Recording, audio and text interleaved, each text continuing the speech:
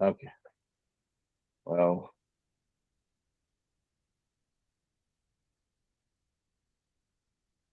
let us proceed then.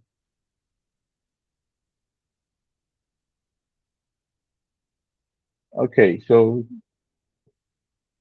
we are going to continue today and see what we can do in addition to what exists.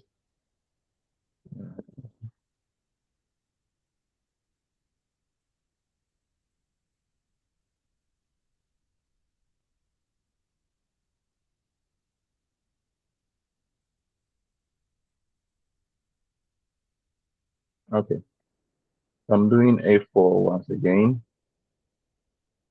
and then I'll go and bring the photo from that side so you see exactly what I'm talking about.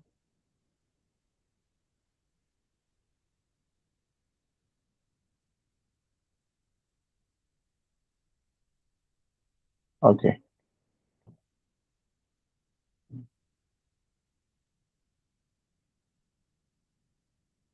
whenever you drag an image into an existing document, it would always open it as this thing,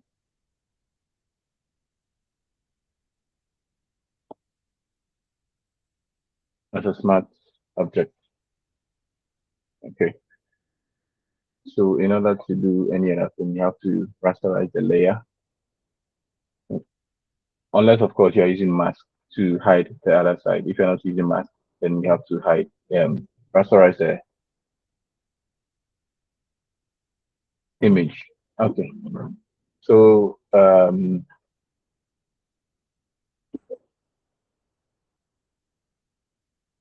let's crop this one out. I'm going to pick the polygonal lasso tool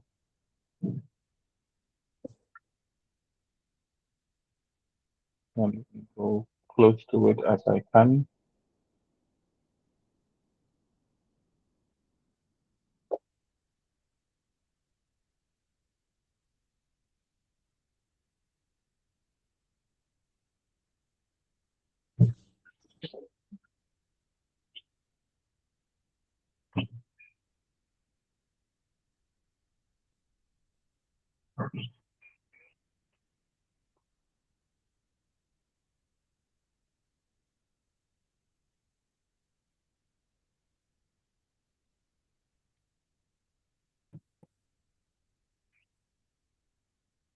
So you might want to try and get it as clean as possible.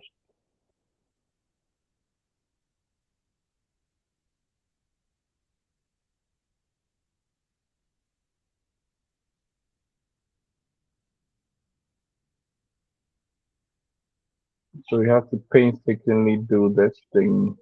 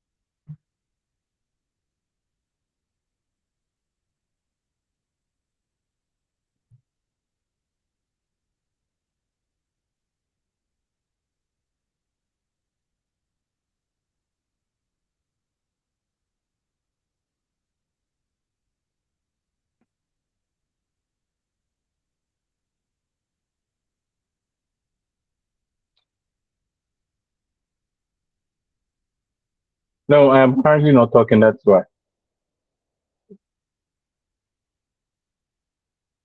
I'm just trying to cut this out. So it's not from your machine unless at this point that I'm talking, you still cannot hear me. Then that's it entirely. Okay. So I have done this. Let me go and activate the thing that I was talking about, the key, key visualizer. Okay. Okay. So I have done the selection of where I want to start out. And from this point onwards, in as much as I want to do things in a sequential manner, sometimes it is not easy to get them in a sequential manner. So please pay attention to whatever that we are doing. Clifford, your hand is up. Let's hear you. So I did my design, but I was trying to join through my computer so that I can share my screen. Okay. Is it working now? Yes, please. It's ready now. All right. So share it and then let's see yours afterwards. I'll come back to my thing. Okay, sir. All right.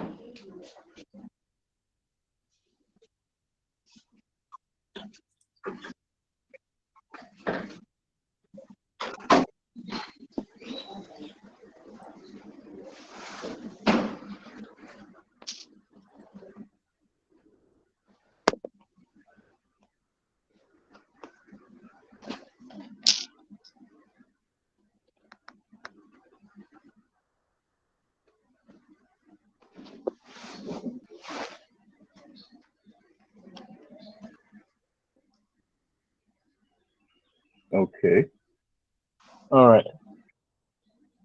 So people, please, as you can see, you need to vote for Clifford. This one will not chop your money. Okay. All right.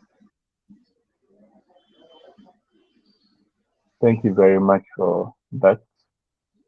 Okay, sir. It's clean. But the hopeful at the other side.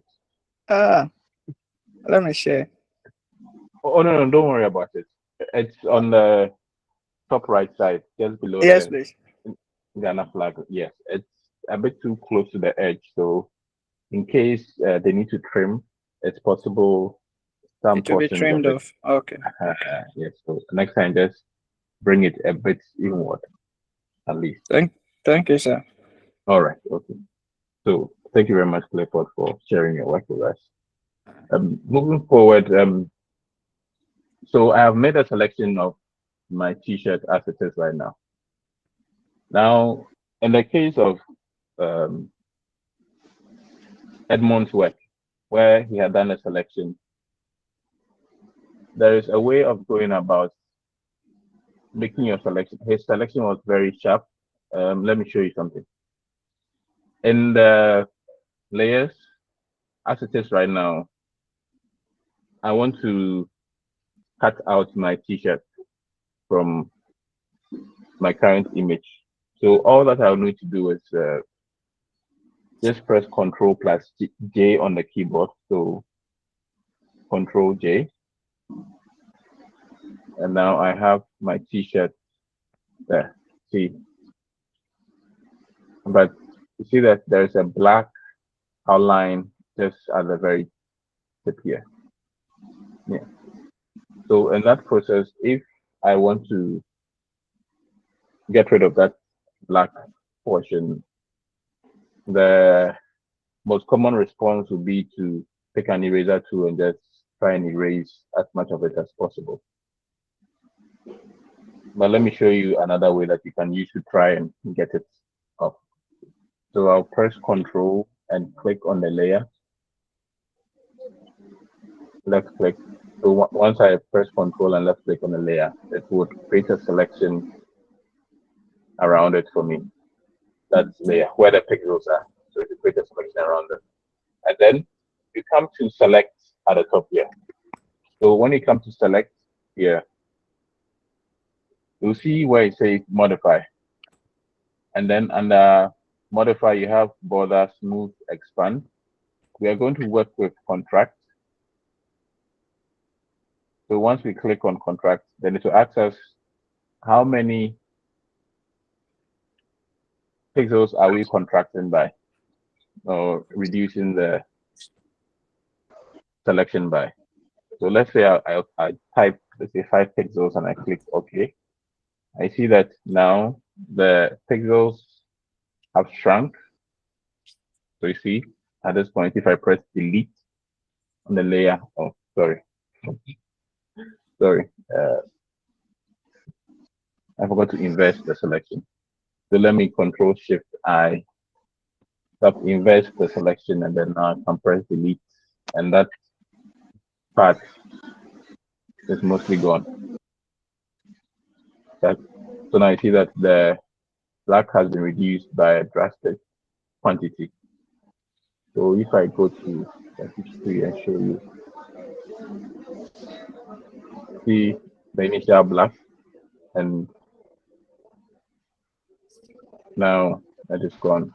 So just like that. You can use that to make the selection. Now let me show you something else. Under the same select, you can come to the modify, and then this option, which is feather. So feather radius 5 pixels. If you click OK, what will happen is that it will make the solution a bit more smoother. So you see that if I deselect this, now it's not as sharp. The edges are not as sharp as Edmond's own, so it's a bit more softer along the edges. Do you understand what I'm saying? Hello?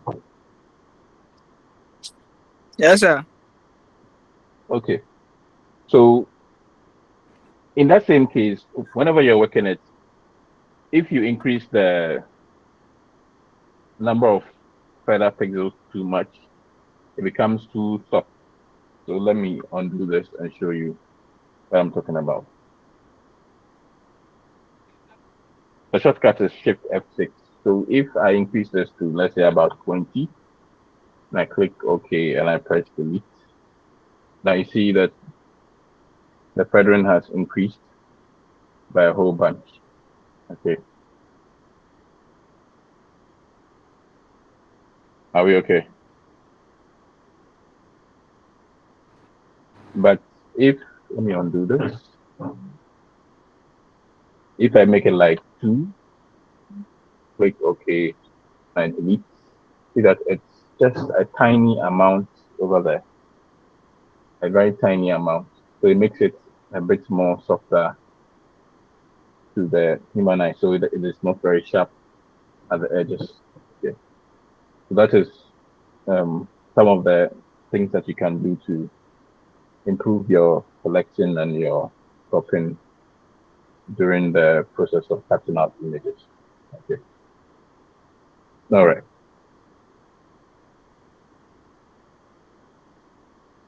Let's undo this. Oh, sorry. Let me go history. Okay. Layout, yeah, copy. Okay. So I have this here. Now, the other way of cropping is after you've done your selection. Let's say you've done your selection, and your selection is currently on the image as it is like this. Okay. Now you can come down to the layers panel, and in this side of the layers panel, I'm zooming. And this side, you see this small icon here, which is the layer mask. So you can click on that. Once you click on that, it will add a layer mask to it, and it has already inverted it. has already inverted the selection. It was not what I wanted.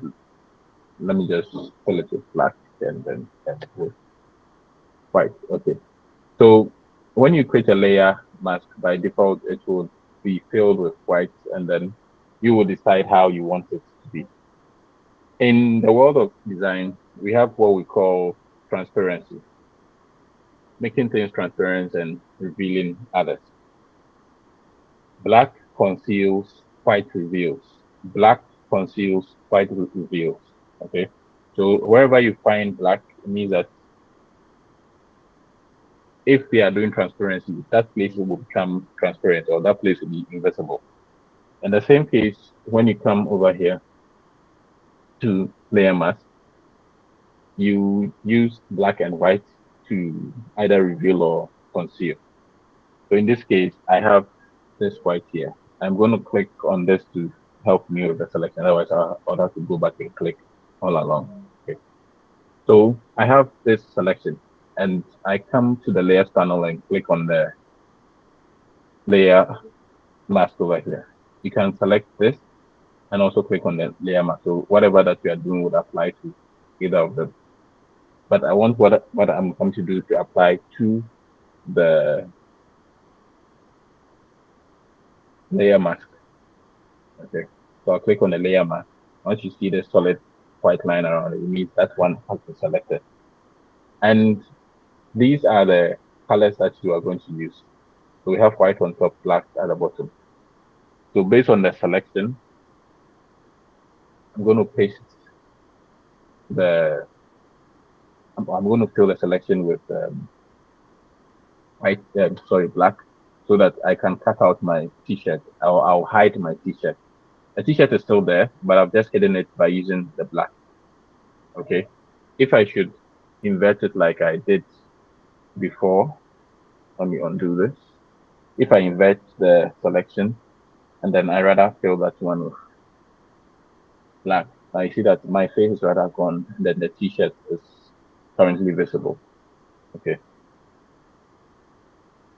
So the same way with the feathering and everything, you can use the same feathering this aspect as well to help you work on the mask that you are going to use. Now, this process is also a non-destructive way of editing, in the sense that you have not touched the picture in any way. You just placed a kind of a screen on top of it, and you are working on the screen itself, not the actual image. So take note when you are doing certain things in the uh, design process. Use some of these tricks to help you work your images so that you don't always have to go and import it over and over again. Because if you have actually cut it out like this one, like this, and you need to make a change to this thing again, and you close the whole file and you're now opening it and you need to make a change to it by bringing something back. It is not possible at that point because the history would have been gone by then. Because the history would exist when you are working on it. So when that happens, what it means is that at that point, you would have to go and bring the image back into Photoshop again and vice versa. So when that happens, it is a lot of work. So try using the mask in certain cases as well.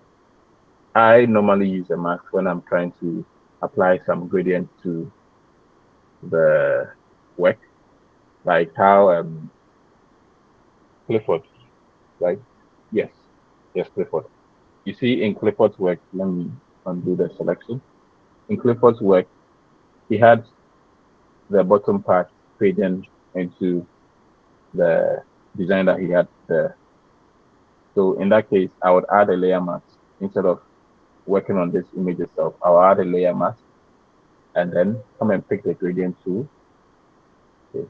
Then apply the gradient to the layer mask like that. Okay. Yeah,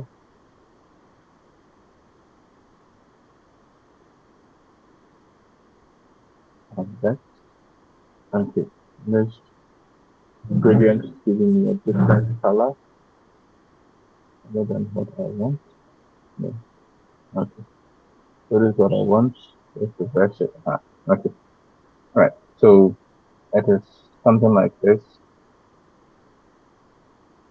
Now, okay. When you're working with this thing, you have to use shift to ensure that it's in a straight line. Okay. So now it's blended into the background seamlessly. See,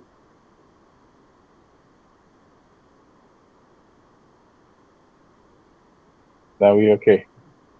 Do you understand?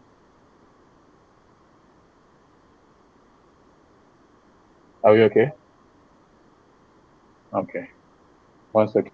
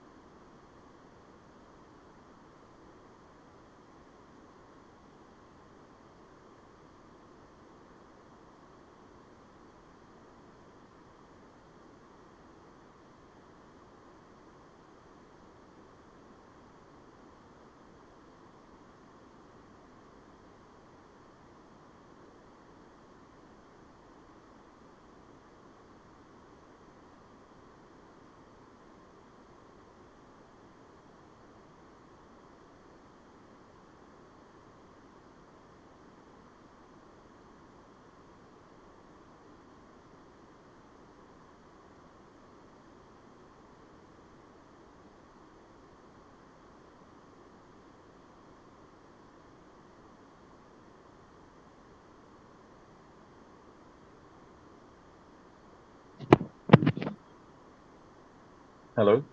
My apologies.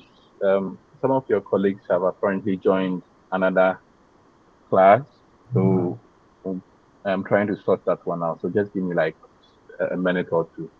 I'll be right back. Okay, sir.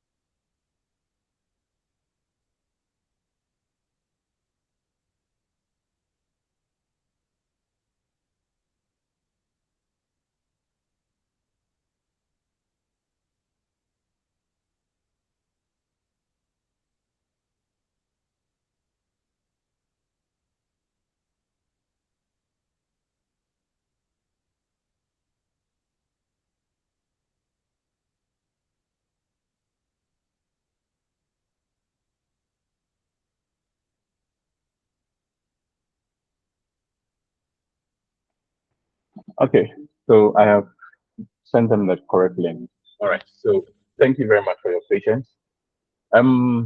Let's get back to this. All right. So that is how I use the layer mask sometimes. So you don't um, work on the image itself.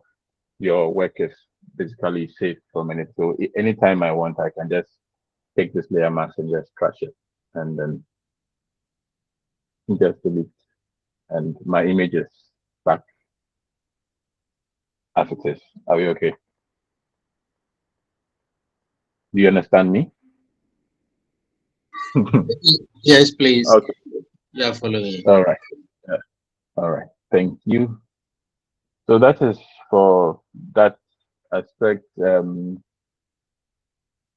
do we go next?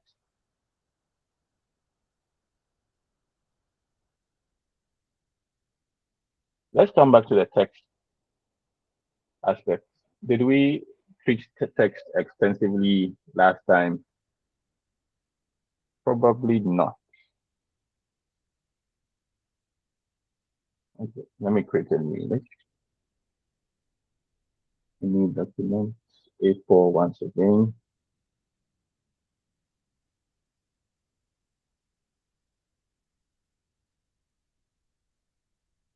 So the text tool has these options available: horizontal, vertical, and then both as mask.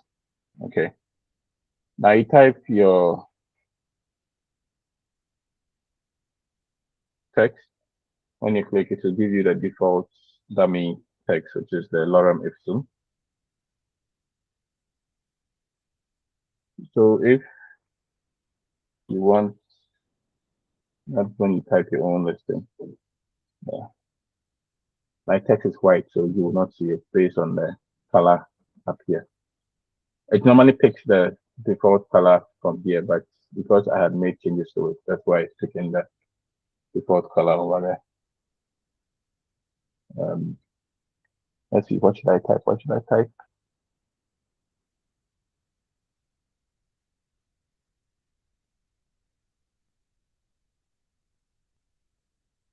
Okay, so class is fun. If you are typing, in the process of typing, if you press the normal enter, you see, when you have your keyboard, if it's a full keyboard, it's different. You know what a full keyboard is?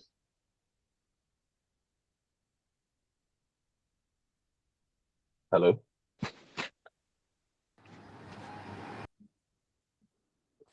So You is know it what the a one with the numeric keypad? yes, the one with the numeric keyboard, keypad. Yes, that is a full keyboard. Okay. When you have that one, it means you are going to have two enter keys on your machine. One by the alpha section, and then one on the numeric section. Okay. Now the one on the alpha section, when you press it, it will give you another line. Let me just finish this so you see what I'm talking about. Okay, it's class, please. Let me type again. So I have lorem ipsum here. So in the process of typing, if I press the enter on my alpha side, observe what happens. It gives me another line so that I can type things there. But if I press the enter on the numeric side, now it completes it. Okay. So the enter on the numeric keypad saves you from going all the way up here to click the checkbox here. Okay. So this is what to commit your changes that you've made. So you click on this. But if I'm using the full keyboard like I have right now, I just press the enter on the numeric keypad, then it commits the changes as well. But if you are using the alpha enter, that one would give you another line, just like in Microsoft Word. Are we okay? That is Gotham. The font is Gotham. Okay. It has different weight and the rest in the different styles in the same font family. Okay. So that is how you commit those changes. I like to use these ones. I don't come up here, or sometimes instead of going all the way here, if I'm using the text, just in the text tool, I'll just come up here, select this, and it will commit the text to me for me. Okay. All right. So that is just that. Then I'll press delete and I can delete it as it is. Okay. So once you have this text here, now when handling text, most of you like to do this. You use the transform controls to resize it and to make all those changes and the rest. Okay. No, no, no. Don't ever do that. Don't ever do that. Ever. Because what you're going to have is font that has been what basically squashed and squished and all those things. There's a reason why font is treated different from all other elements inside design. So if you want to increase the size of any font, you come up over here and then use this to increase the size. If this is too small for you, if you want 400 point size, just come and type your 400. Then you press enter and then it will commit the 400 for you. Don't ever use the transform controls to adjust text. If I see that in your work, unless the font was designed that way, if I see that in your work, I automatically deduct 2 marks. So kindly take note of that. Sir, come again, please. I said, whenever you want to increase the size of any font, don't use the transform controls, these controls, to increase the size of the font. No. Select the text tool and use these options, the font size over here. If you're not seeing it here, it will be over here. Or even this one. You click on this, you see it here. If you're not seeing it here, it's in the properties panel. You see it there, the font size. And you can adjust it in any size that you want. But if you go and use this and it distorts and the work gets to me, -2 is waiting for you. Okay, so I think when it distorts, that is when the mark will be deducted. But when the figure is, let's say, 60.50, would that one also be? Because when you use the alt control, that is when, let's say, it will give you the point and then the rest. You can you can still type. See, I typed 60.50 in there. Okay. Okay. All right. Now let's adjust it. Okay. By default, I would always do it.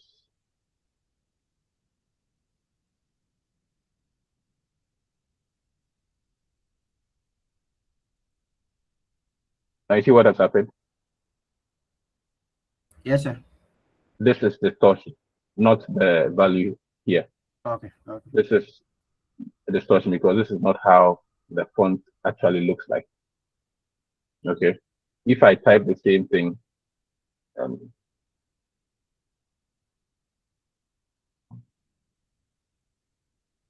and I type the distance is what 23.94. Now I select this and I type 23.94. See? Can you see it? Yes, sir. They are both what 23.94. But I see that one is what distorted. This one is distorted. This is how it actually looks like.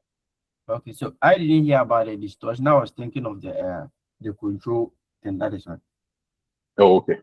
All right, thank you. You can use the control for it to still look okay. But the problem is that most of you don't know how to use the control T to make it look okay. Do you understand me? Yes, sir.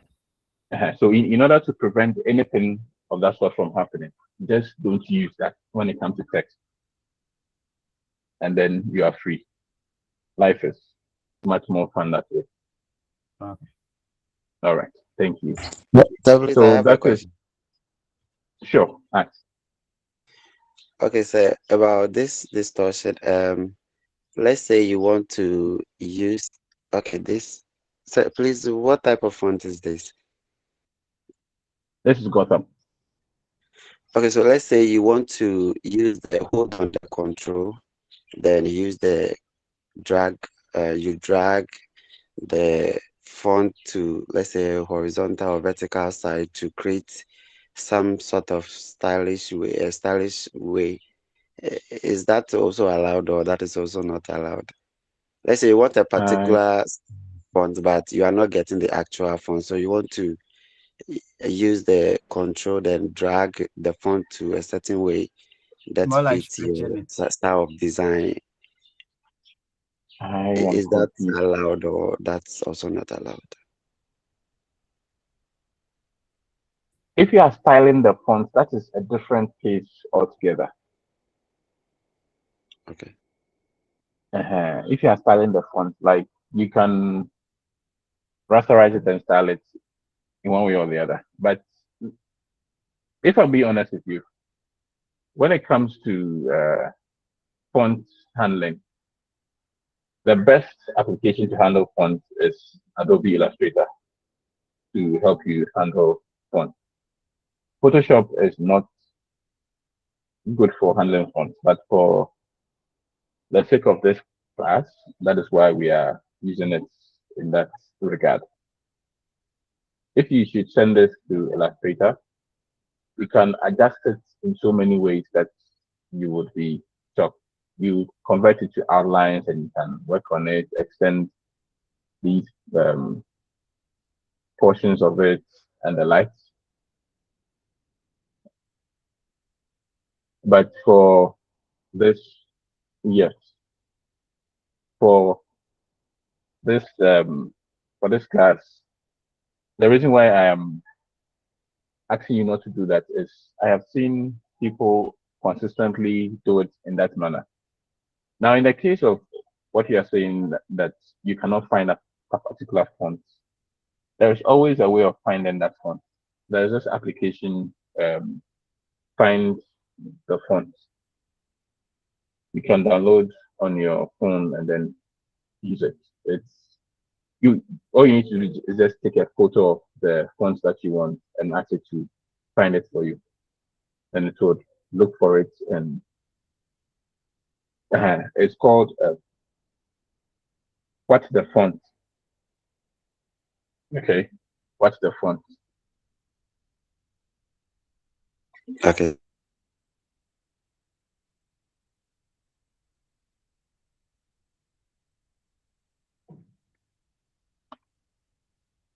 I want to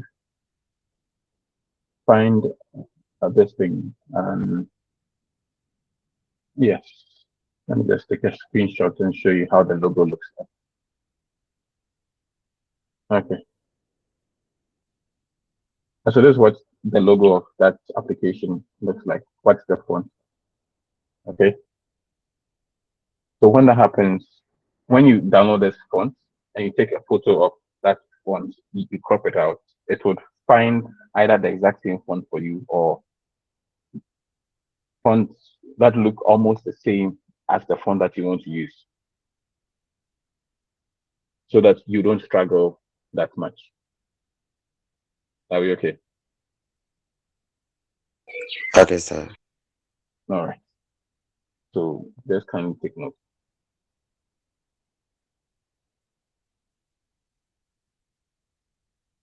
Just that sometimes when you look at the way people have butchered the fonts, it's just that. And font usage is key to making the design look very good. That's why I'm insistent on it. So it's not like I'm trying to be wicked or anything of that sort. I'm just trying to help shape how you perceive things or best practice one way or the other. You can handle font in so many ways. Just that make sure it is not distorted. That is all.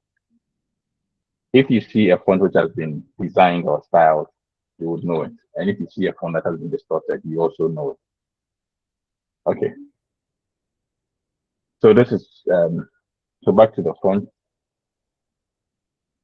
So I have this, and in doing any design, desist from using more than 3 fonts. The best listing is to go for 2 fonts, 2 distinct fonts, one serif and one sans serif. Okay. 3 is extreme. If you use 3 fonts, it is very extreme. 2 is perfect. You can now come in there and you see I have this text here. Class is fun. Now let's add another thing. Caps lock of a poem by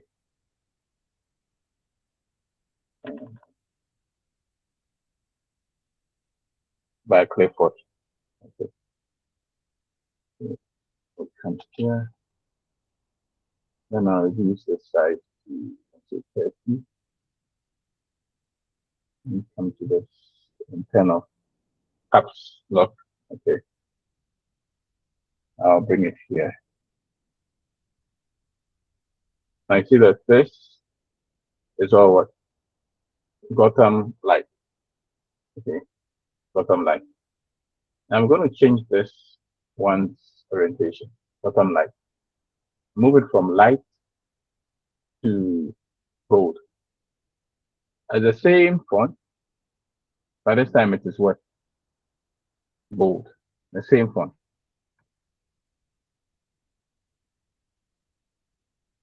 The same font. So I've not used different fonts. The same font. I've just used different weighting. So now you see it as what? Two different fonts. Okay. But it's just the weighting of that same font.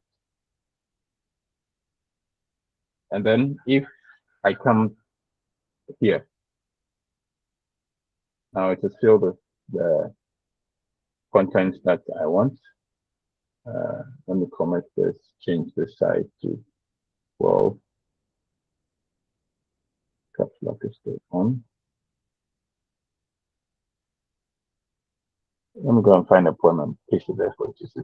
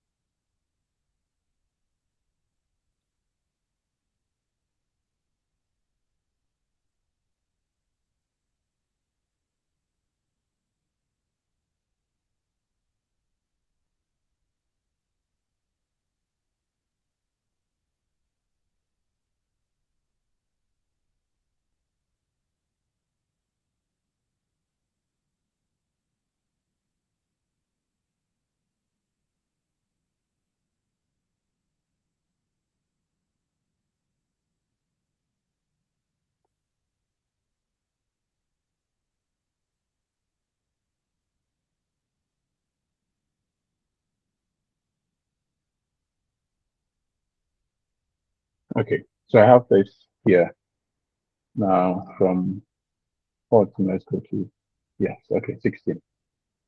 And now let's switch this to thin. Oh, the same extra light. This is light, this is extra light. I see that now everything looks what? Different. Unless I'm lying. Class, kindly confirm for me. You are not Yes. lying. Yeah. So, but it is only one font that I'm using, but I'm using different weights in there.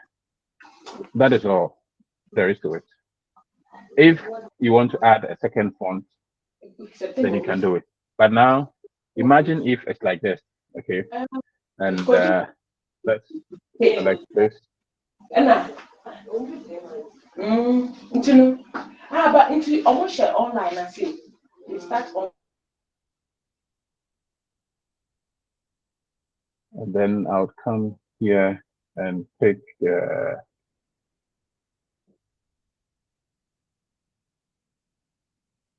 one not be too bold.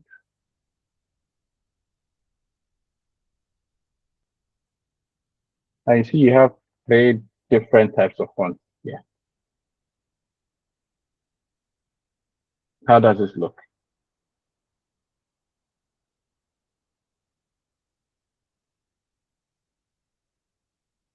Hello? Hello, sir. Yes. Yes, Clifford, I'm listening.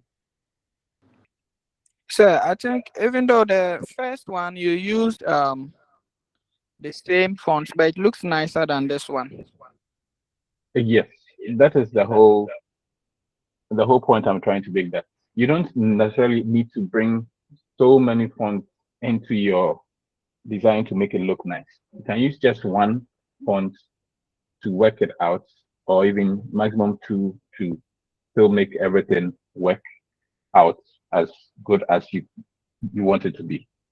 It is all about ensuring that your font selection is nicely done, and then use the weighting, these variations that are available over here, to help you out. Okay. So if you look at the best designs out there, that's how they go about it. Minimal fonts, just a few different, maximum 2. 3 is extreme. Okay. All right. Audrey Mano, your hand is up. Okay, so please, can I say that in selecting 2 or 3 fonts, your font should be of the same type?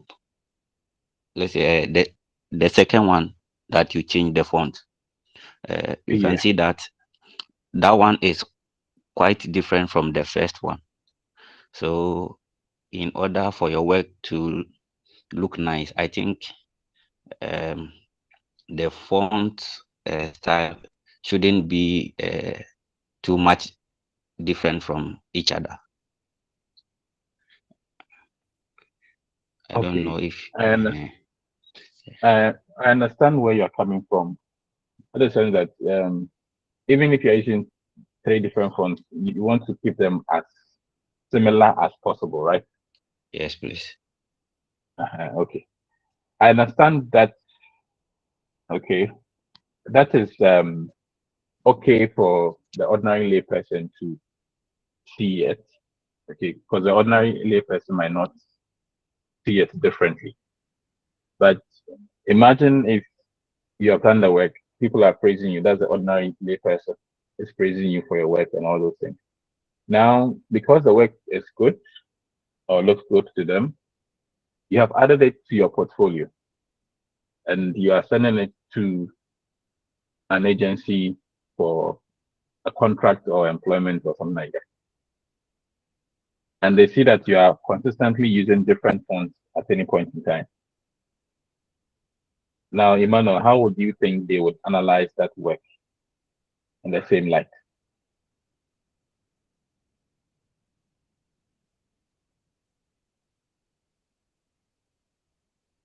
Emmanuel? Hello, sir. Yes.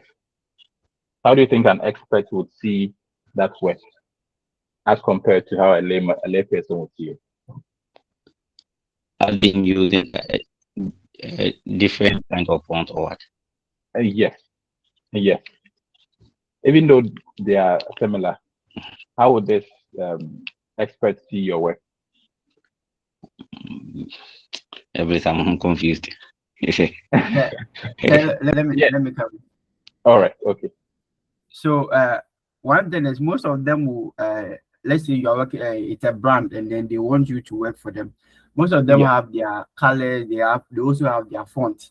So they might think, since you can't work with one font, or let's say similar font, you might later on choose a different font for them, which is not their brand font. Yes. So I want to say that they will simply say you are not professional enough, because designing works with principles that you need to obey. Exactly. Yeah. Clifford, your hand is up. So I think they have said what I wanted to say, because the layperson, he will be looking at just the aesthetic aspect of it, but the technical person will do detailed appreciation of the work.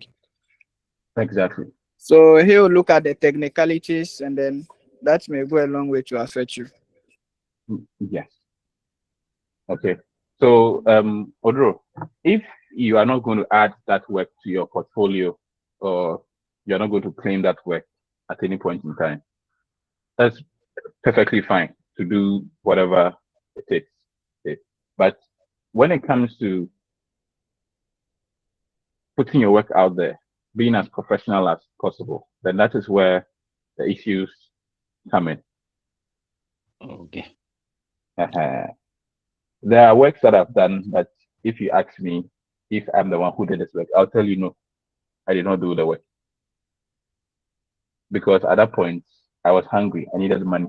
So I did what the client wanted and got paid. But I'll never claim that work as my own under any circumstance, because it is not work that I'm proud of.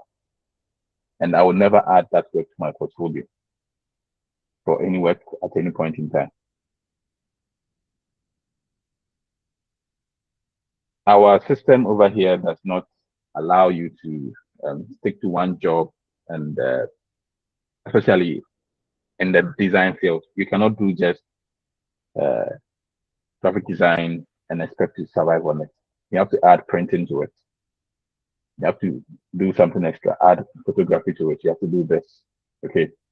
So sometimes I understand that the situation calls for these things to be done, as in breaking the rules, in order for you to pay the bills at the end of the day.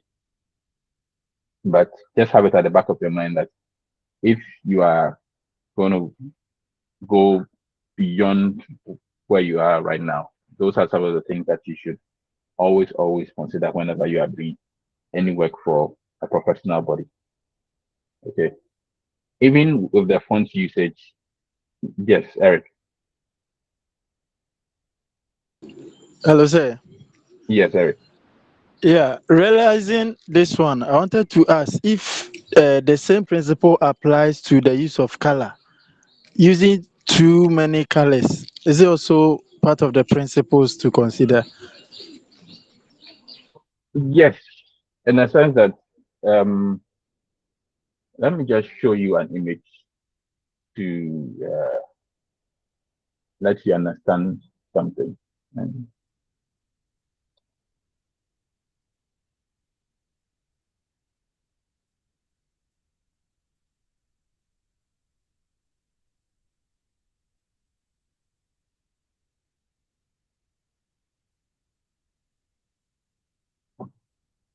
okay, let me just drag this into Photoshop so it becomes easier. Okay, so you see what is on my screen right now. Okay, whenever you are working with colors, it is not about putting so many colors out there that will make your work look very good. Some designs require that you put a lot of colors out there. But if you pay attention to the many colors that is used, you realize that contrast and harmony. The warm colors might be dominating, and then the cool colors might be minor, or vice versa. The cool colors might be dominating, and then the warm colors might be what? Minor colors. Okay. So you don't bring equal quantities of the same color, of different colors, to the show. If you bring that, it becomes difficult for the individual or your audience to focus on the ones that you want to push out there. No matter how many colors that you are pushing out there, it is not every color that you want them to see. Some colors are just meant to drive them towards other colors. Others are just there to reduce the intensity of certain colors and all those things. Okay. Now look at this image over here. The same red on different systems. Now you see them differently. Is that not so?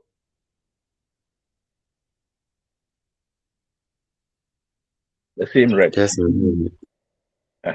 So once you understand how to put them where they are supposed to be placed, you don't just splash it all over. You can splash it all over, but how are you splashing it all over? The quantities is what counts when it comes to those things. You put red here, then you put yellow over here. Two very warm colors. But you see that in this same space, the yellow is more than the red. So it boosts the red's intensity more. But if it's the same quantity, then they start fighting for attention. Okay. Same thing over here, similar to over here. So those are the things that you should consider whenever you are working with colors in that regard. Okay. Are we good? Are we okay? All right. Yes, sir. So yes, but just like I said, as we move along, if you have any questions, please ask, because that is why we are here, to get as much knowledge as we can before the time is due. Now back to the same text. We can pick this text and come to this warp text function, and then you can now adjust it. You can arc it, arc lower, then adjust it in a whole lot of ways that you might feel is okay for you. Okay. So this is the bend, the blend. Okay.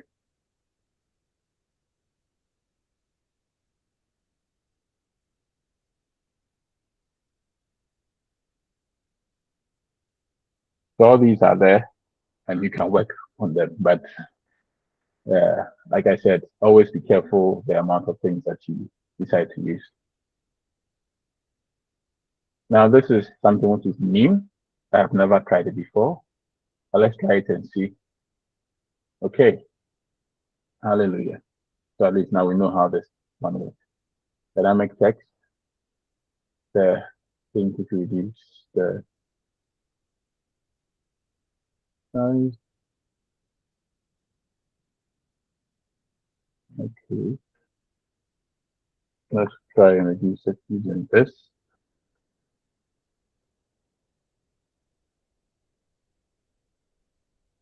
Commit. Good. So now you've seen how that works. Let's try another dynamic.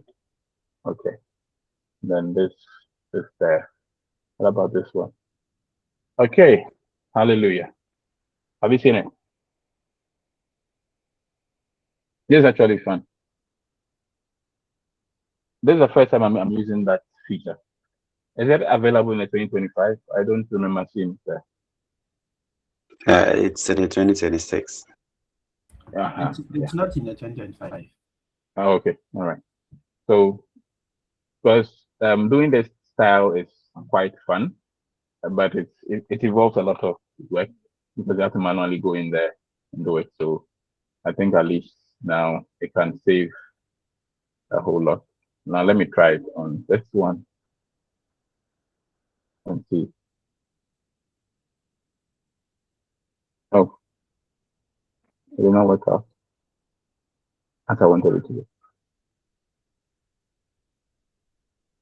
Okay. So maybe you might have to do, okay. Let's work it. Hooray. That's nice. That is so cool. Right now, I'm like a kid in the brick playground who has found a new toy. Okay, so they are consistently trying to make life as easy as possible. So at least now you have seen how these things work in that regard. Okay. All right.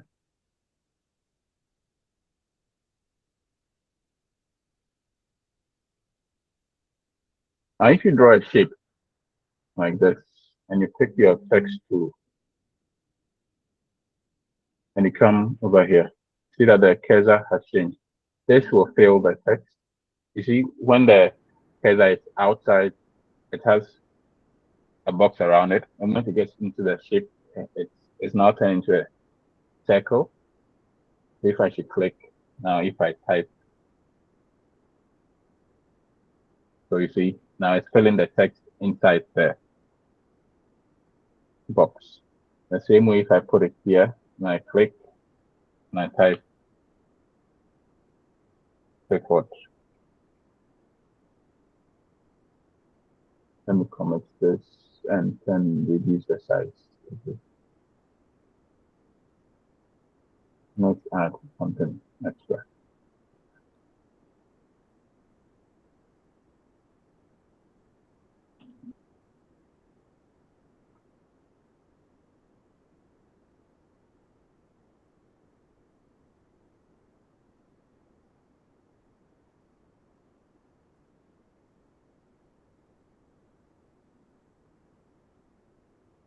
Okay, so you see how it works?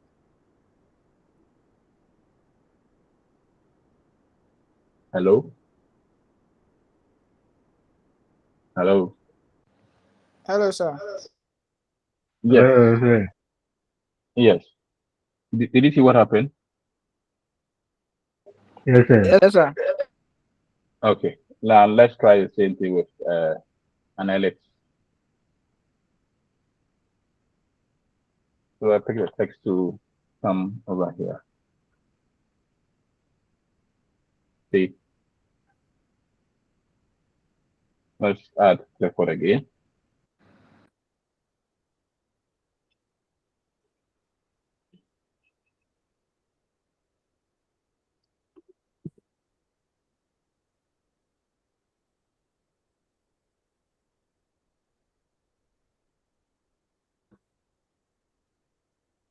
See?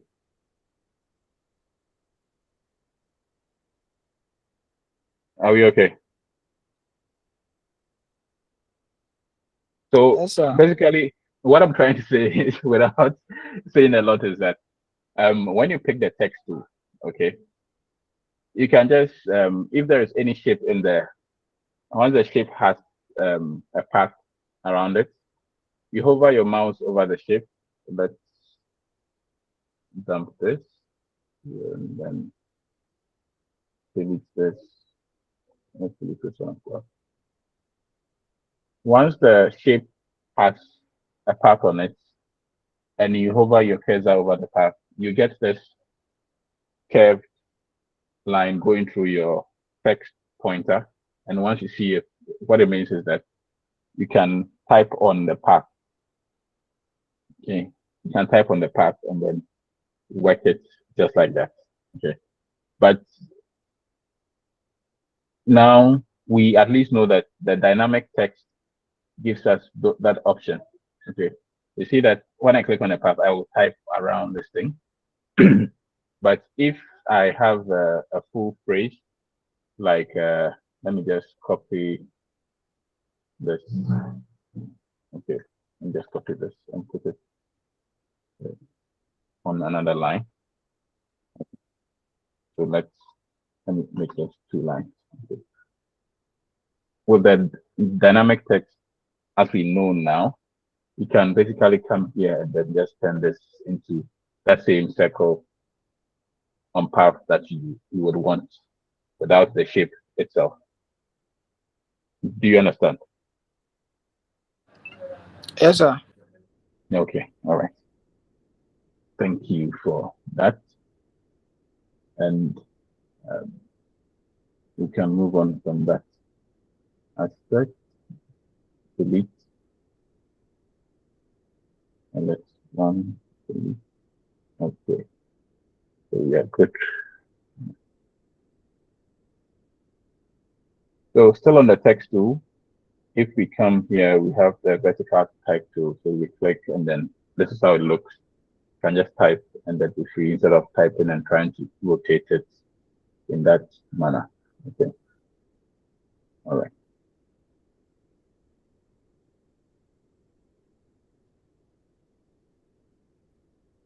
Now in the character panel over here, we have so many options that are available here. We have these options. The very first one is the type of fonts that you're selecting, or the font family. And now from I think 2022 or something, that's when they started putting the classes in there so that it makes it easier for you to know the class of font that you are selecting. So if you want just slab serif, you can see the slab serifs available here. If you want serif, sorry, if you want serifs, it will give you all the serifs that you have installed. If you want sans serif, yeah, here. you want scripts, the stylish ones that you use for the wedding invitations and the likes. And then you have the monospace, which basically looks like what typewriter font. Okay. And then we have the handwritten styles as well. Then black letters, which are more like Victorian style. Then we have the decorative pieces, which encompasses dingbats and the rest. All these are available to you to use. Okay. Then this is the size, the font size. So we have up to 300 points. These are the basically the standardized sizes that are available to you. If it's for reading purposes, then the point size is always 12. Headings are normally 14, just for purely reading. But sometimes that convention can be easily broken if you are doing billboards or larger pieces. Because if you're doing a poster, your font cannot be the same as someone who is going to read an A4 sheet. If it's A4, point size 12 is perfectly fine because it's standard for everyone to read. But if you are doing something bigger, then you might have to go a little bit bigger in that regard. Then we have the line spacing. Okay. Are we okay? Yes, sir. Are you with Yes, me sir. so far? Okay. Line spacing, or what is termed as leading. Let me show you how that looks like. Let me take this one out. Okay, let's look at the whole entire thing. When it comes to the line spacing, by default, it's set to auto. When you click the drop down, you have the same weighting as the font size. In the sense that they want to ensure that the spacing between each line is like the same throughout. Auto is standard. If we select 6 points, now see that the text is now jammed up. If we go to 10 points, it increases a bit. 11. Let's go to 16. So we go to 24, and you see that the space is becoming wider. Then we go to 48, and then it's becoming more and more wider. Okay. So when it comes to this, you can use it in a certain way when you are doing your design. Sometimes you have some space and you want people to read one line and have a whole lot of space and then read the next line, that kind of thing.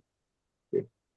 But if not, you just put it as auto and then the spacing is standardized. And if you are doing certain designs, you might want to bring two lines very close to each other. That is when you start adjusting the spacing between them.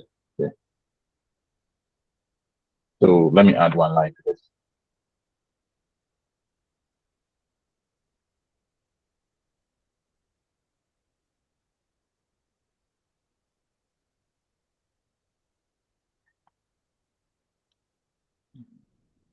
Okay. That can also be boring. Let's reduce the font size from this to 48. Okay. Let me click this. Let me make it this way. Okay. It's not a correct sentence, but let's work with it. Now I'm hiding all this so we see exactly what we are doing. So this is it. Now I realize that I want to bring this quite close to this side. So what I'll do is I'll come over here, and then I can use this to decrease the space between them like that, so that it's basically sitting on each other, okay, without any trouble. So that's how the line spacing works. And then let's move to this. This is the space between characters, okay, between two characters. That's called kerning. There's some more. Your hand is up. Sir, please, are I changing the size of the font, but even though I have selected the particular layer I'm working with, it doesn't change. I don't know why. Okay. Check to see if your fonts can be you have the cursor in there. As you click on it and you can type text for it to appear over there. If it will appear over there, then the font size will be difficult to change unless you select all. Like if it's currently like this, if it's like this and you try changing the font size, it will not change. So you have increased it all the way up to 180, but it will not change it. Okay. But if you select it like this, it will change. Okay. Yeah. Yeah. Or you step out so that the whole thing is selected like this. So the cursor is not in there. Then now you can change the font. Okay. Then it will change. So how can I step out so that the changes can occur just like this? Okay. You would see a small correct sign up here. Have you seen it? Yeah, I've seen it, sir. So click on it. Okay. Now you can change the size.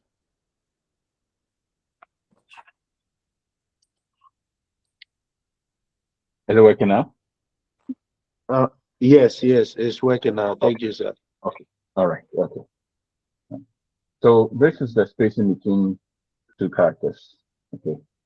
And this is the spacing between all the characters over there. Okay. All the characters here. So you can, for the spacing between two characters, it is not an easy thing to do. So we have metrics, we have optical. So I hardly ever touch that. Okay. Hardly ever touch that.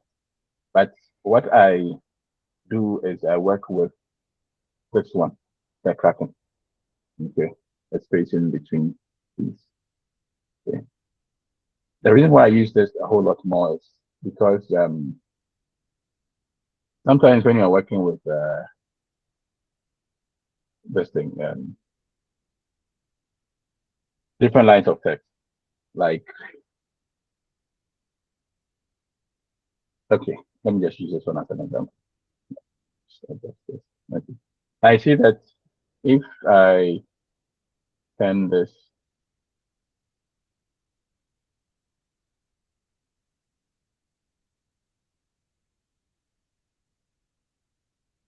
okay. If I set this to align left, I see that it's a short over here. It is short over here. This line is longer than this. And I feel it is not really right. So what I will do is that I'll come in here. Let's see. Yeah. Okay. So I'll come in here, select this entire line, and now I'll start increasing spacing in between there. So when it gets to that point, so I want this to line up. When it gets to that point, I realize that maybe 75 might be better. Yes. So that now it basically lines up perfectly, so it's aligned as I want it to be. Okay. So that's one way of using it, or you can just simply have text and you decide that I have this text. I want it to spread out to cover some space. Then you can just, yes. Okay, since you are talking about you made mention of the alignment. Can you toggle the first layer, which is our class basis under the layer panel? The first one, the first layer. This one. Yes, please. Okay. So let's say you are working with you are working for, let's say you are making a funeral poster, and then you are supposed to be adding the family names, the chief mourners, and then the rest. Let's say you want to align, that is the justified, but you don't want one some of the words to be bigger than the other, but they are supposed to be when you move to the right, they end at, let's say they have a line, an imaginary line where they end on it, and then when you move to the right, to same thing. How is it done? Because I was finding it difficult the other day. I am confused, but let me try and see if I understood you right. You see, we have the generic justify all. Yes, Okay. please. The justify all would, you see that it will put spaces where you don't want spaces to be. Okay. See that? So if the content were to be a whole lot more, like if I should add something extra to this, you see that it will fit perfectly well, but the shorter lines are going to spread out in a funny way that you don't want. Okay. So that is where justify left comes in. So that even though you are justifying, it ensures that the last line, which normally spreads itself out, or the short lines, which short names which spread themselves out, will still stick to that side for you. Okay. Okay. Yeah. So. Okay. So I saw an inspo on Pinterest which had let's see. You see how it has been aligned to the left. Yes. Yes, we had the same ones at the right side too. The same. Yes. Like this. As in, you see how it has been at the right side. Yes. The left side was also arranged to be in line like the one at the right side. So basically, you have two options.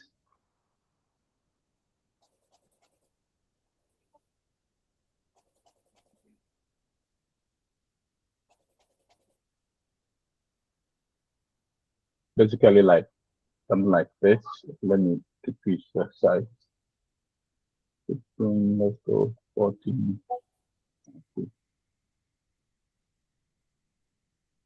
Something like this. No. What I had was, what I'm saying is, you see, you have it was more like they justify. Yes. But they were arranged in such a way that you wouldn't see a space at the left end of it and also at the right end of it. They were on the same line. No, none of the words was bigger than the other. And then okay, I am not seeing it unless I see the exact image to determine how it is. But so please, can you let him, if he has the picture, can you let him, maybe either you share it so that you see what he's talking about? Okay, so just like you said. Okay, so let me resave this. Okay. Okay, so in the same light, you say designs are not done by one application. Sometimes you would be using InDesign to do the layout as well. And InDesign is basically for magazines and those things. So they have specific ways of going about them to help work with text in large quantities. So you might see the inspiration, but the application that was used might also be a bit different as well. But can you let us see your image so we can see if we can help understand what is happening over there? So as he's trying to find the image, you can add bullets to your text and then numbers as well. So that is also existing inside Photoshop. So take note of that aspect. When it comes to the paragraph panel, you can do all those things, and then we can use the justify and then the align left and right as well. Okay, so the next line is that these options are available to you. This option just lets you stretch the text like this, so it squeezes the text out in that manner. What I complained about, that's when you are expanding it. When you are distorting it, it is not a good thing. So it goes up and then sideways as well. Okay. Yeah, please, I'm ready. Yes, share. Okay. Share. We'll take over my screen and then when you're done, we'll just switch back. Okay, so this is what I was talking about. Okay. So let me come to.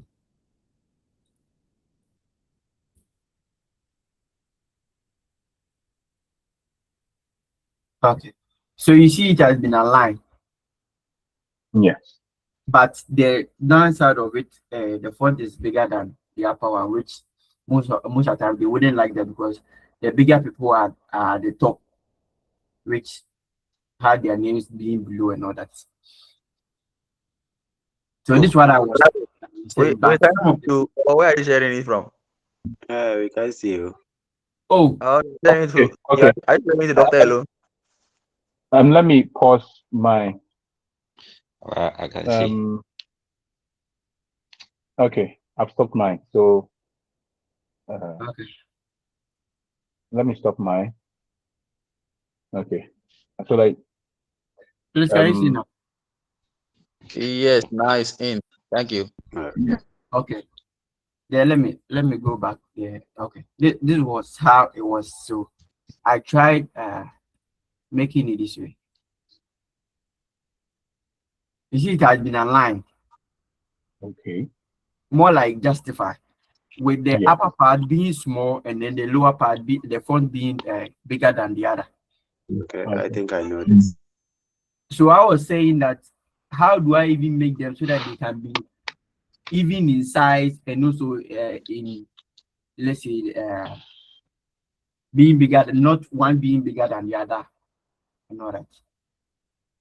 This honestly, this is the first time I'm. Okay, so I think I know about this. Okay. So all right. From what you're saying, from critical look, the tests are not even. Some are larger than others. Looking at the down part, the lower part, you can see that the tests are larger than those up there.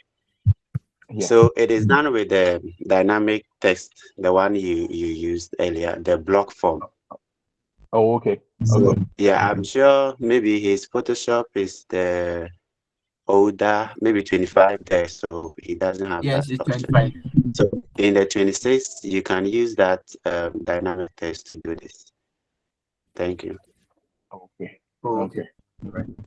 So kindly go and find out how to do that, and then when we come next week, you come and show us how to also improve our skills. Okay. Okay, sir. All right. Yes. Yes. It is always a learning opportunity for every one of us to learn something new. Okay. So let's go back to this.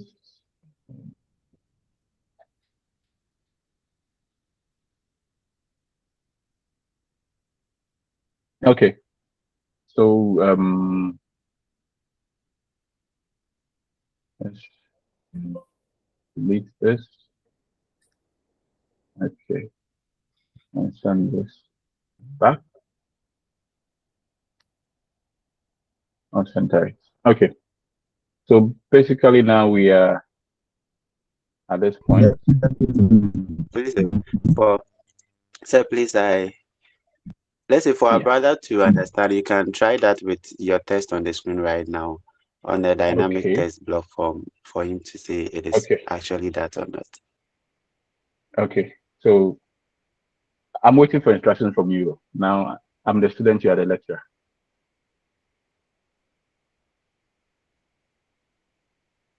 You highlight all and then you go to the type, go to the menu bar and then you go to the type.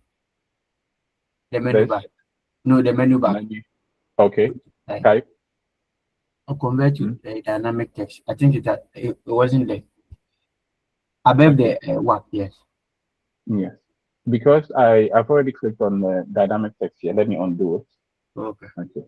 There's it. Control here. Type. Convert to dynamic text. It's still not. No, sir. Please use the app there. This one. Yes, the block form. Yes. Okay. Block form. Yeah. And Okay. then we come here, right, and adjust it. I'm You only don't even adjusting. need to adjust it. You can accept it that way. And Okay. Yeah, I can see you check above and then below. Some of the texts are smaller than the other. Yes. this is This one exactly what is you saw. smaller than this one. This line is smaller. When it comes to this line is smaller than this one as well. Yeah. So I believe there is a way Okay, to so get. I've been using that feature a lot. Okay. And what Okay. you need to do at first is you, when writing the line, the text, I mean the sentence line, you make sure they all fall the same way by giving the spaces manually. Then after Oh, that, you okay. use this feature and it will adjust it in such a way that you see the text to be even, but actual sense they are not even. Oh, okay. Okay. All right. That's good. That's good. That's awesome. Then it's something that I would read on that, see how best it, it will work out for me in my subsequent lecture. Okay. That's very good. That's very good. I'm glad you guys are way ahead of the class. Oh, that's interesting. Hmm. We learn something new every day. The rest of you, I hope you took note of this whole encounter. Okay. So you can go and try it out and let's see. As a matter of fact, I think I should give an assignment based on that.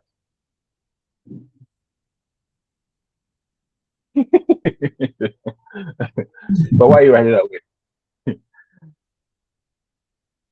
As assignments are fun, right? After all, class is fun. Okay. So that is basically all we have for the text side. Under the layers panel, um, there are various ways that you can work within the layers panel. Let's come back to this image and see how best we can go about things. So let me delete the layer mask. Delete the layer mask. So we have this here. Now you see this image as it is over here. We have it under the what? The display mode is what? Normal. Now we have the various options that we can use. We have resolve. And then we have, sorry, let me just, I want this. So we have darken. We have multiply. But these are much more easier to see when you have an underlying layer. Like, let's change this color to, let's say, blue. Okay. Yes. So now let's work with it. This is normal. It's on normal. Okay. This is a normal page. Then we come to resolve, not much of a change. Darken, multiply, color burn, linear burn, darker color. Or let me just hover right so you see the effect. Lighten, screen, color dodge, linear dodge, lighter color, overlay, soft light, hard light, vivid light, linear light, thin light, hard mist, difference, exclusion, subtract, divide, hue, saturation, color, luminosity. These are the options that are available to you under this modes.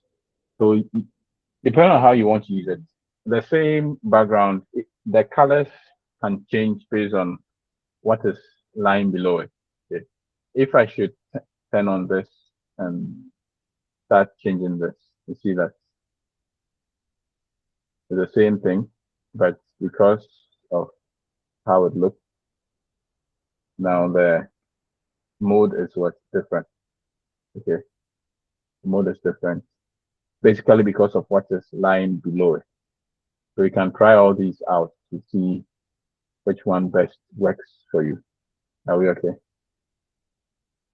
Sir. Yes, please.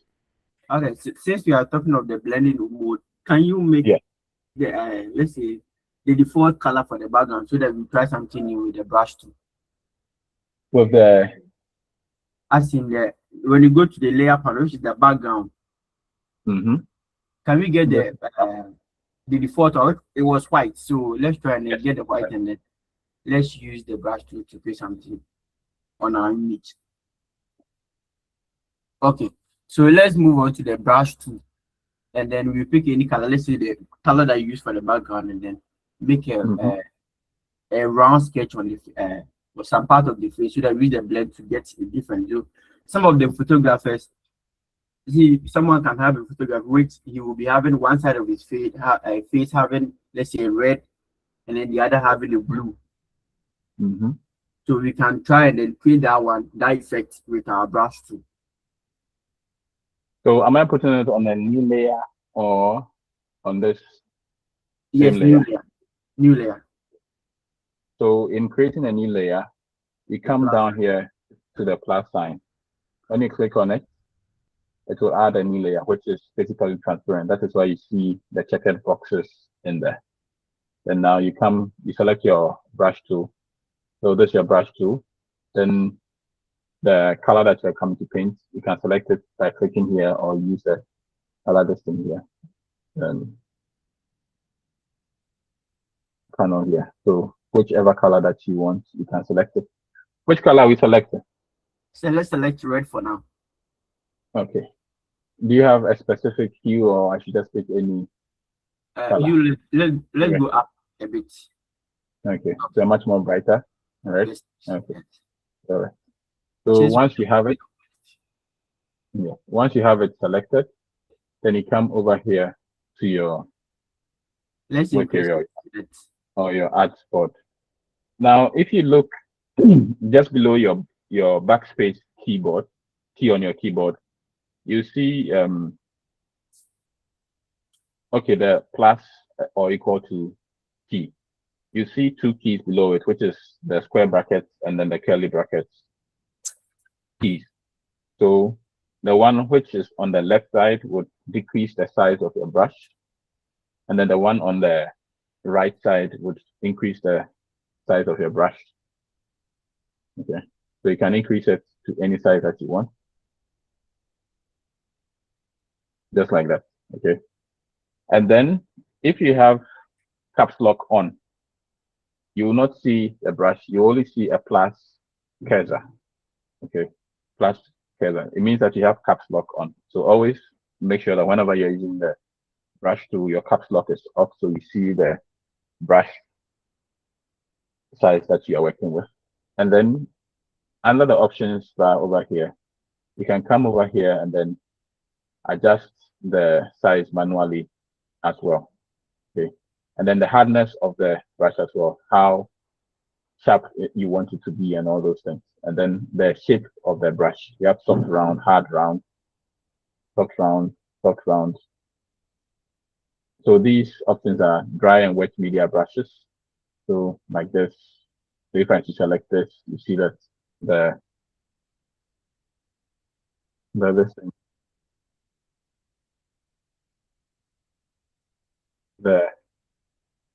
shape of the brush is now different. Are you with me?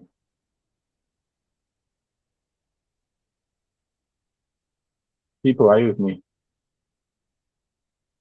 Yes, sir. Everybody has gone. Okay, so that is basically how it works. Now we are still on the layer. Ensure that you are not selecting any other layer apart from the one that you want to work on. Then we can start painting. See, and start painting based on that. Okay. Am I still on the path? Prince?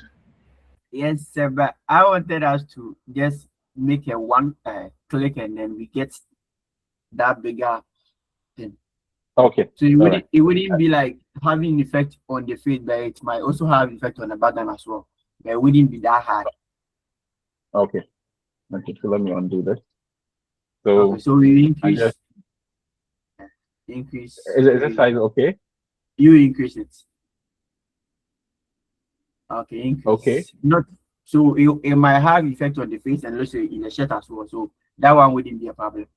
Let's say you are working with a product, let's say having that yellow thing, that the bottle that you are having or you're using isn't having that yellow thing. You can add that to that to give that effect to the bottle as well. Now you have all of us confused. So Okay. should I click? I should click. Yes, click. Okay. So I click. I have this. Okay, so you can adjust it with the move to and then turn it to, let's say, the right side of it. Okay. So we have it selected, and then we are going to move it. So it's towards the right side like this. Yes, please. Okay. All right. Now we can adjust how it will look like using the blend side of it. Okay. So as Prince is saying, you see, like Something this, right? Yes. Right. So if you go in the screen format, then you can work it out like that. Like this, exclusion. So it looks somehow different. Okay. So even with this, if you have it like this, exclusion, then you can drop the opacity. So the effect isn't that much, but it is subtle there as well. Right? Prince. Yes, sir. Now we've handed the class to you, so yes, so what Prince is saying is exactly right. These are some of the tricks that they use, or that some of the things that they do in there to kind of give you a different feel to your photograph as well. So you can just work on it, things like that. And when the person saves it and brings it to you, we charge you a very cool 200 Ghana, and then you're happy, he's happy, everybody is happy. Is that it? Are we okay? Yes, sir. Okay. Yes, sir. All right. Okay. So at least you've learned something new today, right? Someone, what is wrong?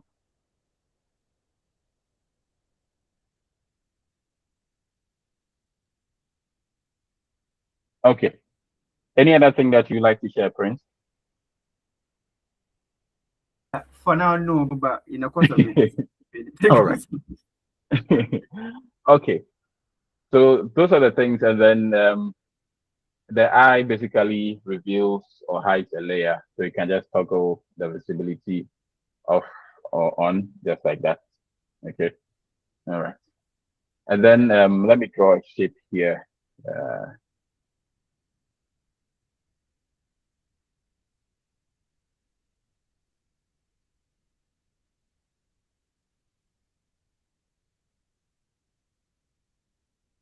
Okay. So this shape, let's test this one now. All right.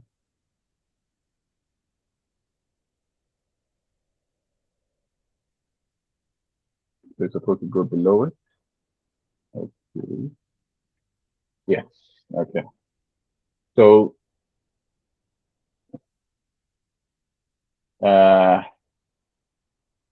well, who is lost? Hey, there are a lot of messages here. Sorry, I've forgotten about the messages.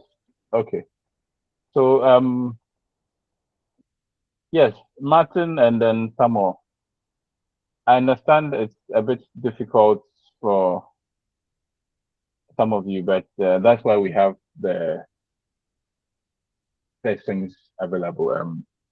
That's why the video is available, so you can quickly do a recap. But if you have a challenge, that's why you are here. Just raise your hand up and ask a question so that it can be explained to you. Otherwise, you would be lacking behind. If you take Prince BS Graphics, Eric Owusu, those people, they've been doing this and collecting money already. So they are just here because they have to be here. If not, they wouldn't even come. Okay. So that is it. For those of us who are here to learn, like you and I, when we come here, we should ask questions. Okay. Now, what I did was I created this thing, a shape, and then I used it to cut out the other shape. Okay. Because I wanted to, it's also non-destructive editing in the sense that I want to ensure that the rest of this part is still intact without any issue. So I created a shape, a circle, then I positioned it below the image that I want to cut out, and then you press Alt and click in the middle of the two shapes or the two layers, and then you see an arrow appearing, an arrow coming down with a small box next to it. Once you click on it, it would cut it out just like that, but the image is still intact without any blemish to it. Are you okay? So that you can just, for example, if you are doing the back of the layer and you need to back of a book and you need to cut people out, you don't use the ellipse to drag the selection around the person's head, and then you basically delete everything else to get that shape. And now when the people who are the owners of the work say they want more portions to show, it's now that you have to go and look for the image and bring it back in and do it over again. So you can use this option as well. Martin, your hand was up, so please ask your question.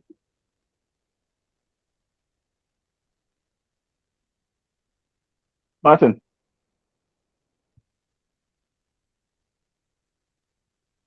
Martin.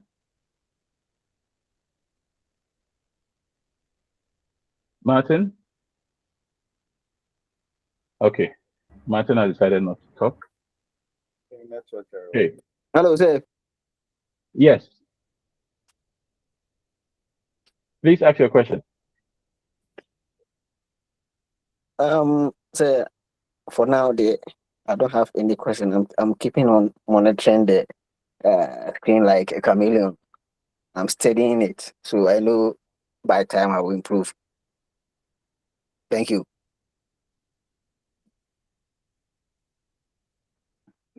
That is fine, but if you have any question, please ask. That is why we are all here to learn. Yes, DS Graphics, what is your actual name? Abraham. Abraham, okay. I'll log out and join with my personal email, sorry. Oh, okay. Oh, no. That is not an issue. Okay, sir. But that is not an issue. So don't worry about it. So please, what I wanted to say was that for the sake of those of us who are, Photoshop in particular, what you just did right now was, I think, clipping marks, right? Yeah. And you use the shortcut, and I think the shortcut will be so confusing for the new to Photoshop. So maybe we should go by right-clicking the layer, then clipping it to whatever area we want to clip it, so that it will be quite simple for those of us who are new. Thank you. All right. Abraham, are you new? Yes, sir. Abraham, are you new? Sorry, sir. Haven't you been doing this? He's asking for math. Abraham. Yes, sir. Run us through the process. So you said the student. Yeah. I'm the student now. Hello, sir. So we are the I student. find it, the reason is that I find it that most students are able to learn a bit more when they realize that their colleagues who are some of these things. When teachers are selected, sometimes it becomes a bit somewhat. So for this process, help us out. Okay. Okay, sir. I will. All right. Okay, so sir, let's take like you want to clip your picture into that Eclipse. Yeah. Yeah. So that means we want to put the picture into the Eclipse without deleting some areas or portions of the picture, like you use the yes. So yeah, we view the picture up. Yes, toggle on. Then we right click on the picture. Yes. Then we will see clipping marks. So we select on clipping marks, and the picture will be placed in the shape. So here we can move the picture around to show the areas we want to show on the worksheet. Yes. Yes. So that is the shortcut you used up there. So if people were confused about the alt and then the clicking between the picture. So this is what I wanted to say. Okay. All right. We can do same to any kind of shape at all, any kind of shape we want to clip in, or we can do same to clipping into text, a text, or even another image as well. Thank you. Okay. Let's over those other ones as well. Okay. Abraham.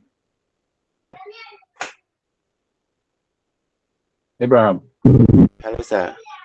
Yes. So now that you've shown us how to do the image one, let's do the text one as well. Okay. Okay, so yes, let's write like let's write let's say 3-lettered word, something we want to be bolder enough. Okay. So we are going to write like M-A like man. Okay, yes, and then we can choose the heavyweight. Yeah. So ultra. Yes, let's choose the size, right? Yes. Thank you. Then the picture we want to clip into the text, we put it on top of the text in the layer panel. Okay. So let's say picture. All right. Let me go and bring a Okay.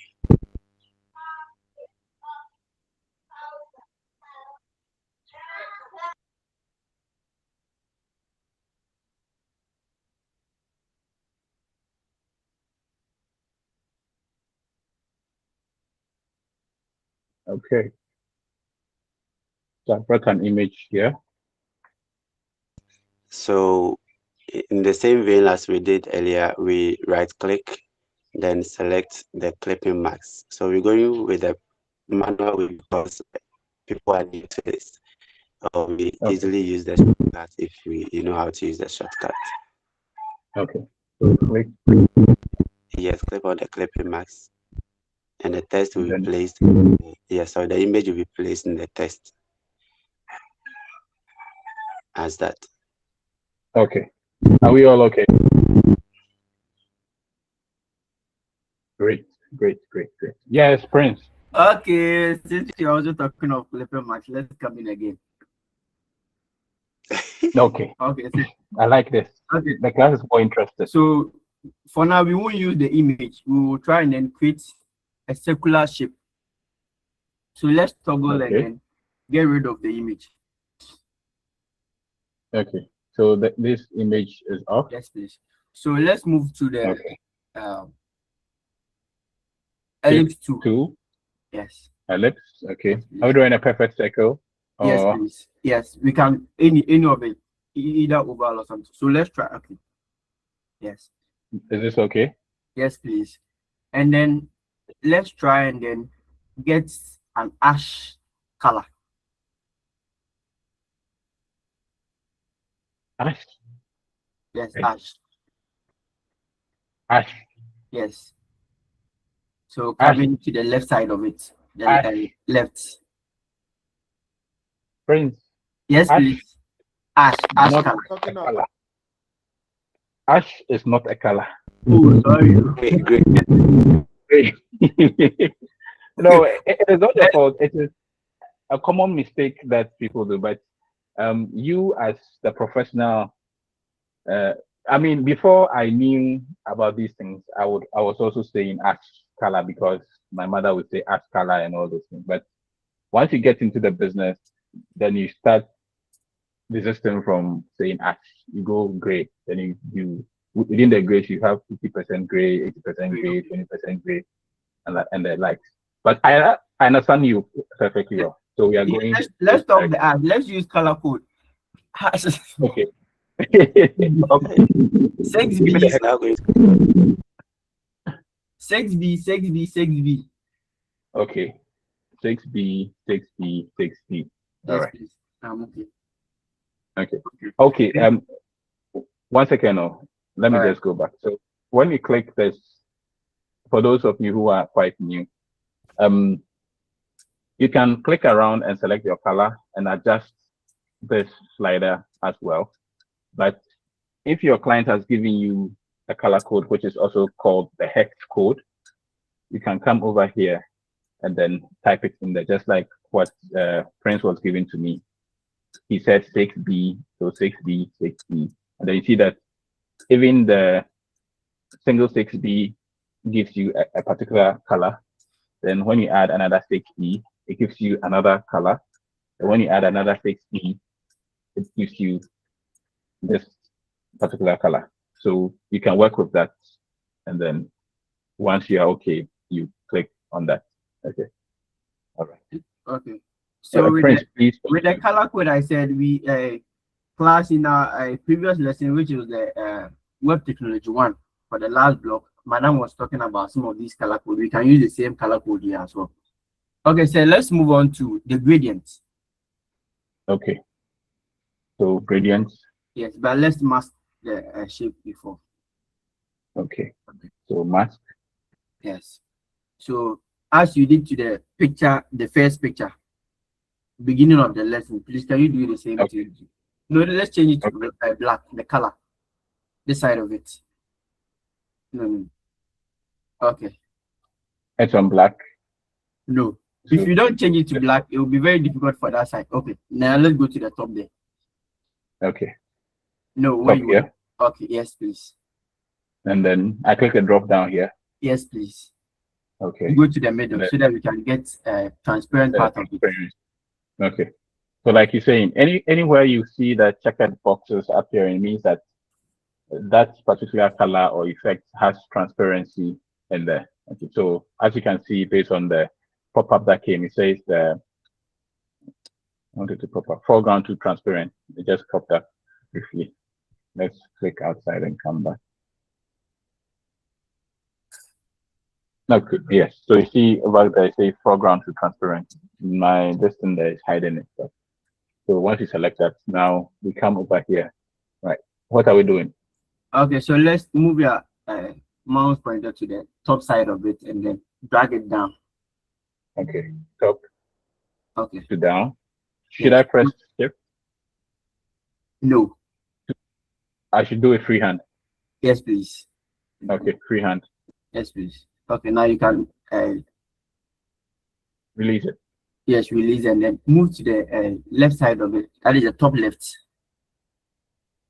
Top left? Yeah. Yes, please. And then do the same. Try to drag it and let's see. No, to the opposite side of the work. I click and drag. Yes, please. Or I should hold shift and click and drag. Can you drop it down, please? Okay, let's move diagonally. Yes. This. Okay. Yes, please. Okay. It's okay. Now let's move to the move to and then let's try to clip it in. Okay. So now I should right click and then quick clipping mask, Yes, please. right? Yes. But it won't show like that. So let's try and then move the shape upwards so that the downside of it will show in the man. We should move the shape. Okay. Yes. Ah, okay. I see. Oh, okay. All right. Class, are you seeing what the changes? Oh, let me change the color for this one so they see it well. I think the black is a bit okay. And so now can you see what he was talking about? See it? Class, can you see it? Yes, sir. All right. So But the application of I would advise that go a bit systematically when it comes to those who are new to this, because in clipping mark doing this, we have different ways of doing it. I have a way of doing it. Maybe you have a way of doing it. So this is a bit, let's say, a bit professional. So doing this.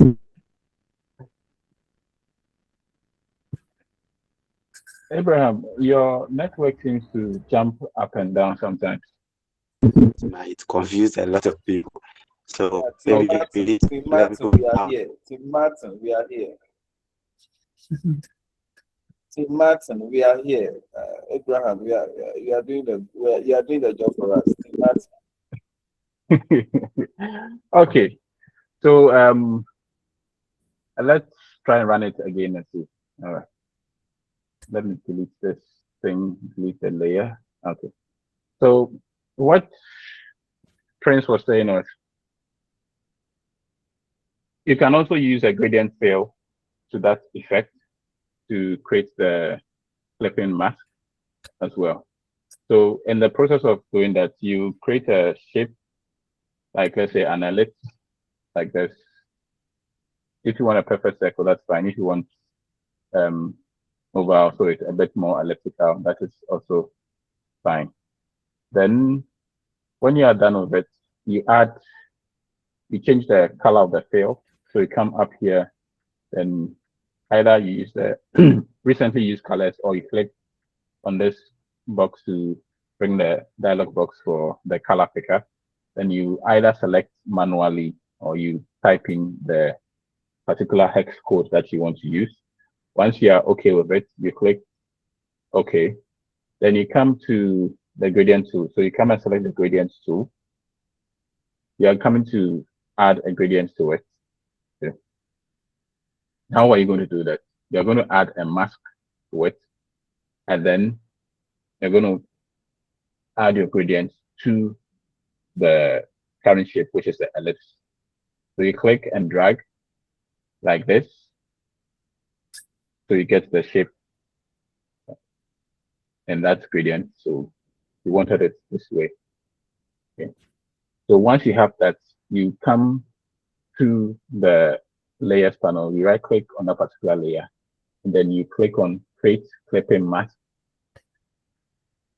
So once you have that, you see that now you have that fill in there. And then you can pick the select tool, then you click on the layer and then move it around to see the effect that you want as you want it. Do you understand now?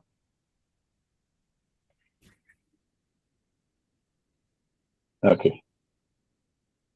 So the thing about using these applications is that from the start, it's a bit challenging as you move along.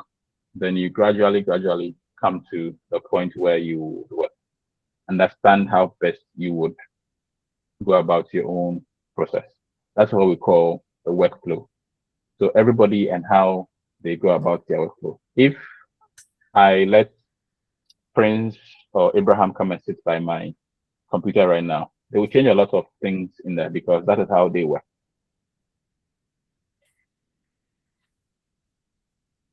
Like how Abraham prefers adding gradients to his shape before applying it. Sorry, Prince prefers the gradient. Abraham might not prefer the gradient. He would do it in a different way and still get the same effect. And that's how it goes. Okay. So you basically need to understand how you want the things to work out. And then once you're okay with it, then you go along with it. Are we okay? So you develop your own style of working, then you roll with it. Okay. Now, another thing too is that you see now I have this thing here. Okay, this should I say design or clipping max done, and I want to move it to another place. So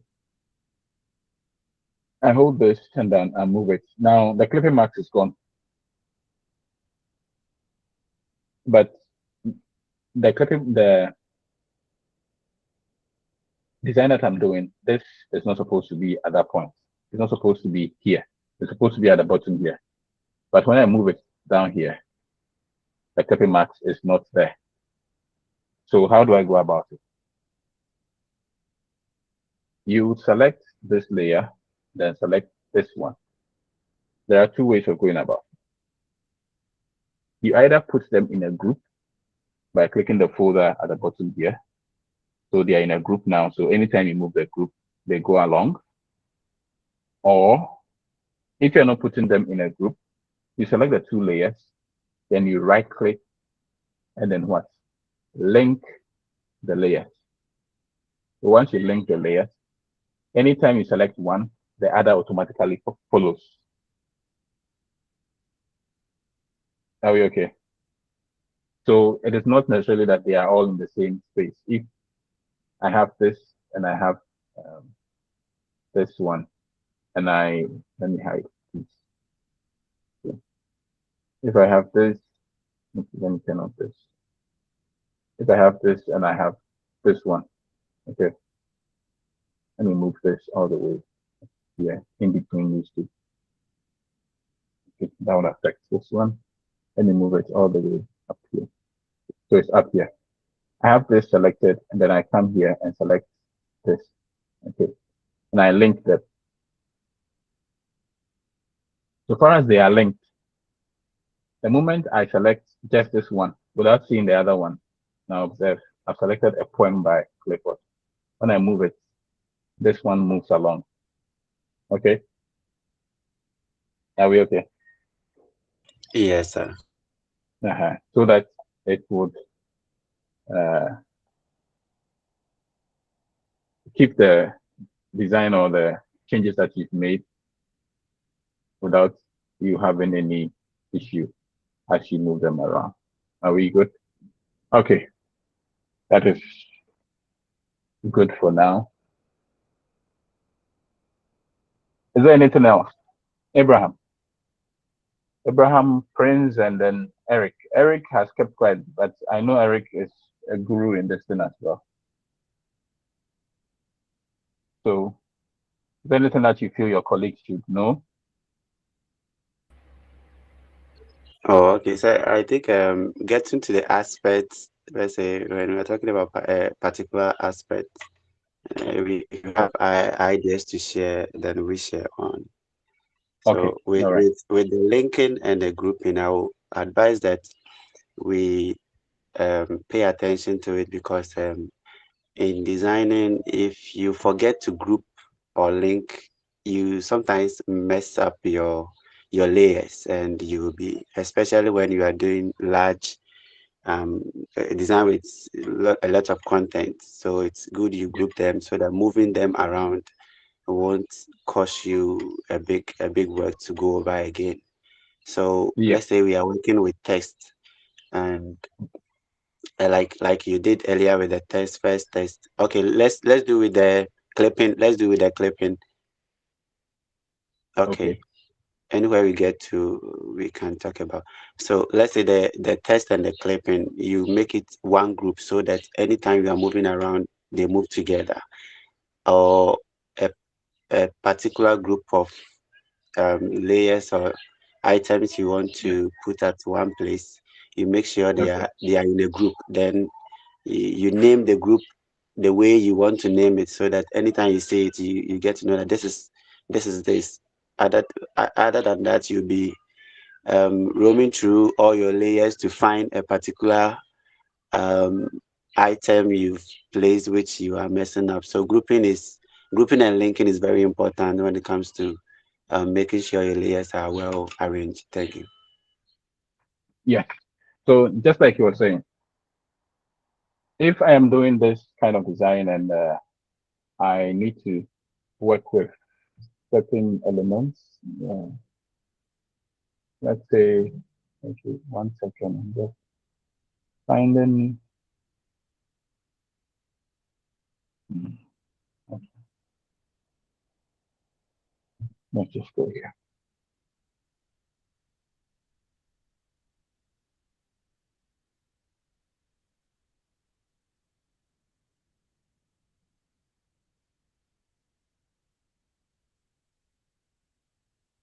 Okay, so I have this logo here. Okay, so if I give it to, and let's say this is not named ECC logo, but it's named, let's say you downloaded this from the internet, so the name is like this. Okay, if you hand over your work to someone, okay, like you are working in a design agency and you have people that you're supposed to give your work to when you are done with whatever you are doing. The moment you are done and then you send a PSD file to them and they open it, they've seen the logo. Now they want to select the logo. There are a lot of layers around here. So when they select, which one is this? Let me just move it down. So which one am I looking at? What's the name of this particular one? It's a logo. So what am I looking at? Okay. When that happens, it becomes very difficult for them to make any input to your work. So just like Abraham was saying, you always have to ensure that your layers are well named. So let me double click on this. UCC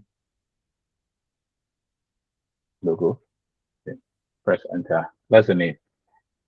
But if I'm using multiple logos, like the one that Clifford did, he had the code logo and then the UCC logo there. You put all of them in a folder called logo. So anytime someone else is supposed to work on this thing for you, when they come, they know that, okay, all the text that are in this design are in this folder. All the logos that are in the design are in this folder. All the images are in another folder, this and that. So anytime someone is handling your work, it is very easy for the person to work with it. And even yourself, it's not every work that you remember everything in there. You can go and come back to the work sometimes after a year or so, because the client suddenly came back and said they want you to print that work again for them or make some changes to that work again for them. And you now have to sit down and relearn everything. But if you've labeled things well, it becomes easy for you to just work with it. You just come in there, everything is labeled, then you are good to go. You can even want what color coded. So you can change it to what specific color. So whenever you come, you know that in all my designs, if you see orange, it is images that are being worked with. If you see blue, it means do not touch those ones under any circumstance. If you see red, it is this, it is that. Okay. So those are the ways that you can use to adjust things in there or streamline your workflow for others who might need to work with the content that you are dealing with, and then the process goes very smooth. Okay. So you do not need to struggle when it comes to these things. Just stick to a working profile and then you are good to go. Are we okay? Yes, sir. All right. Now let's come back here.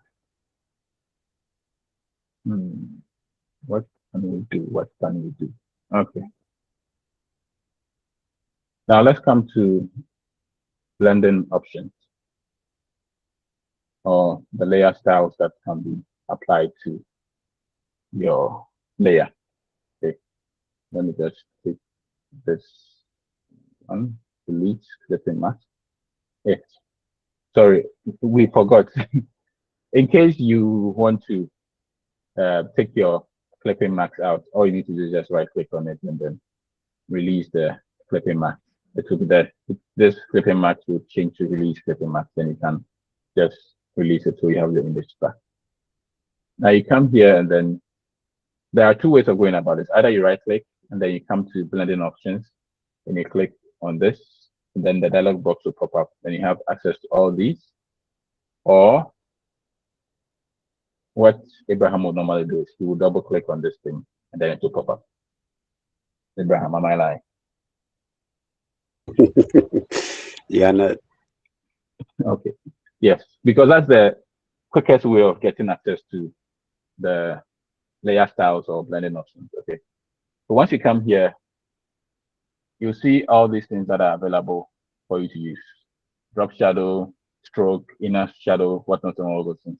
Now, all these things can be applied to the image that we are working with, but the problem is how it's being applied. You see, the very first one is the bevel emboss.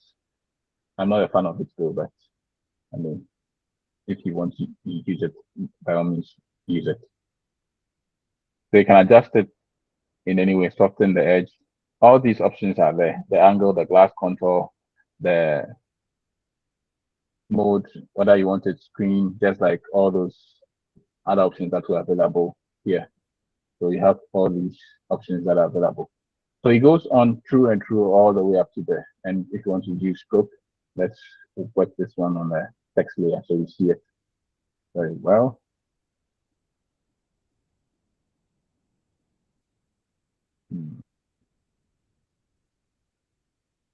Okay, Abraham, let me borrow your name. Right? So let's switch this to something bold so you can see the let's change the color to red. Okay, so double click on here. Let's go closer.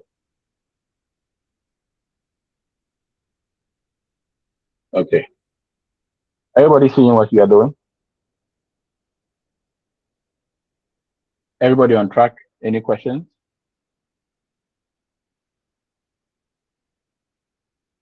Okay, Martin.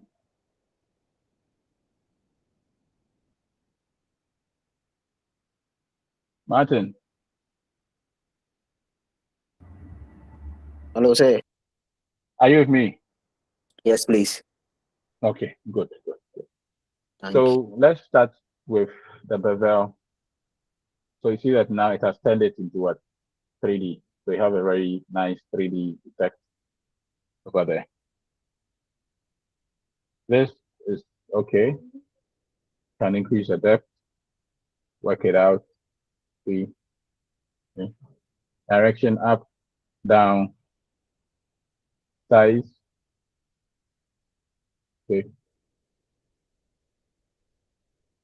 So you can work on it just like that. So all these options are available for you to work with it, and then you can change the glass contour from that to any of these options that exist for you to use.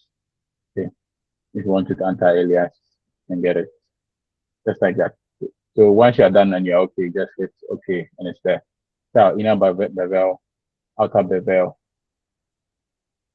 okay. Emboss, pillow emboss, stroke emboss. Any of them that you feel you want, just work with it and then that's it. Okay. So if now the moment I click okay, these settings are going to be kept. So anytime you come to do bevel emboss, it is the current settings that you have worked with that will be there. If you don't want it, you just reset to default and everything will go back to default for you. And under it, you have the contour, how you can work with the contour and then the texture as well. Okay. So let's Move from there. We come to the stroke. The stroke is something that most of you are going to use a whole lot. Now, the stroke basically puts a stroke around your like around your object or your element that you've selected. Okay, so you can change it to what position inside, outside, center, the size of the stroke, outside, work on it, inside, just like that. Okay. And then the blend mode for that one as well, linear blend and all those things. You can adjust it, but not that I don't think they really have much of an effect over it. And then the opacity, how visible do you want it to be? Okay, if you want it very visible, you go all the way up to 100, somewhere in there, 25 there. Then the fill type, if you want color or gradient or whatever. So if you want it to be red, if you want it blue. Then you come over to inner shadow. So when you come over here, the inner shadow can work on the opacity as well. And the blend mode by default is set to multiply. So how do you want it? Then the choke, that's it. Then the size of the thing, work on it. And then the angle as well. So depending on which angle that you want it to be coming from, you work based on that. Just like that. And if you work it well, you see that it feels like it is cut out like this. So it feels like the text is being cut out of the background. Just like that. And you work on it. So all these options are available for you to use. The inner glow,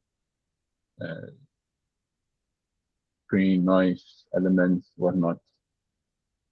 Theme, color overlay, if you want to change the color, gradient overlay, pattern overlay, outer glow, drop shadow, which is something that people use a lot as well. So the distance of the drop shadow can go as high as you want. The spread, the size. Okay. So all these options are available for you. You can just work them as much as you want, and then you can go on from there. Now to my panel of experts. Is there anything that you want to add at this point so that your mates can get some extra information?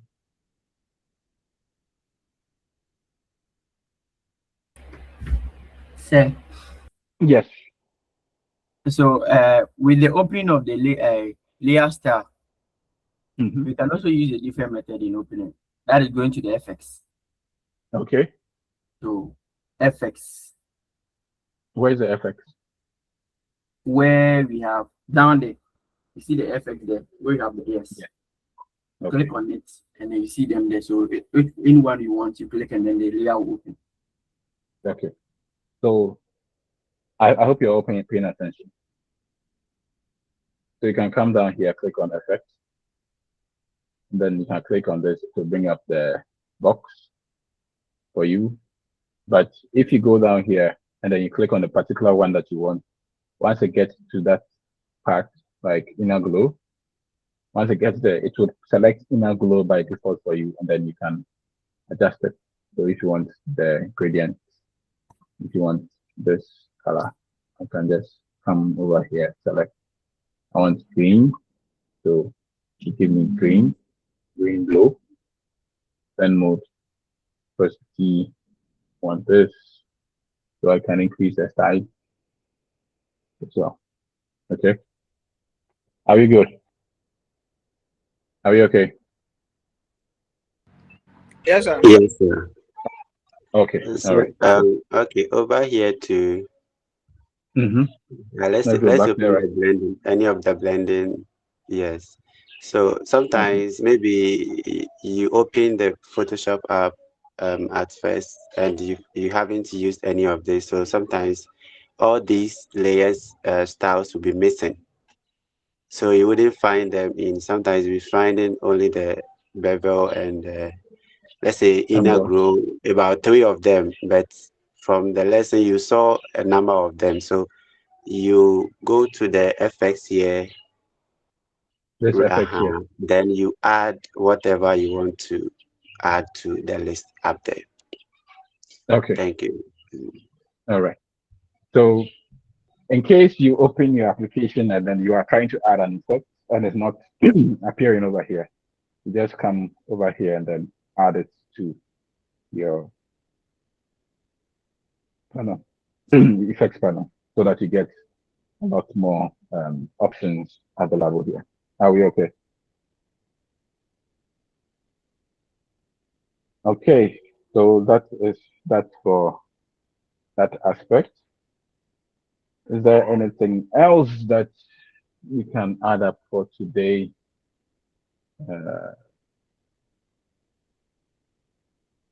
Okay, let's go to the filters. I think the filters would be a good option. Don't you agree?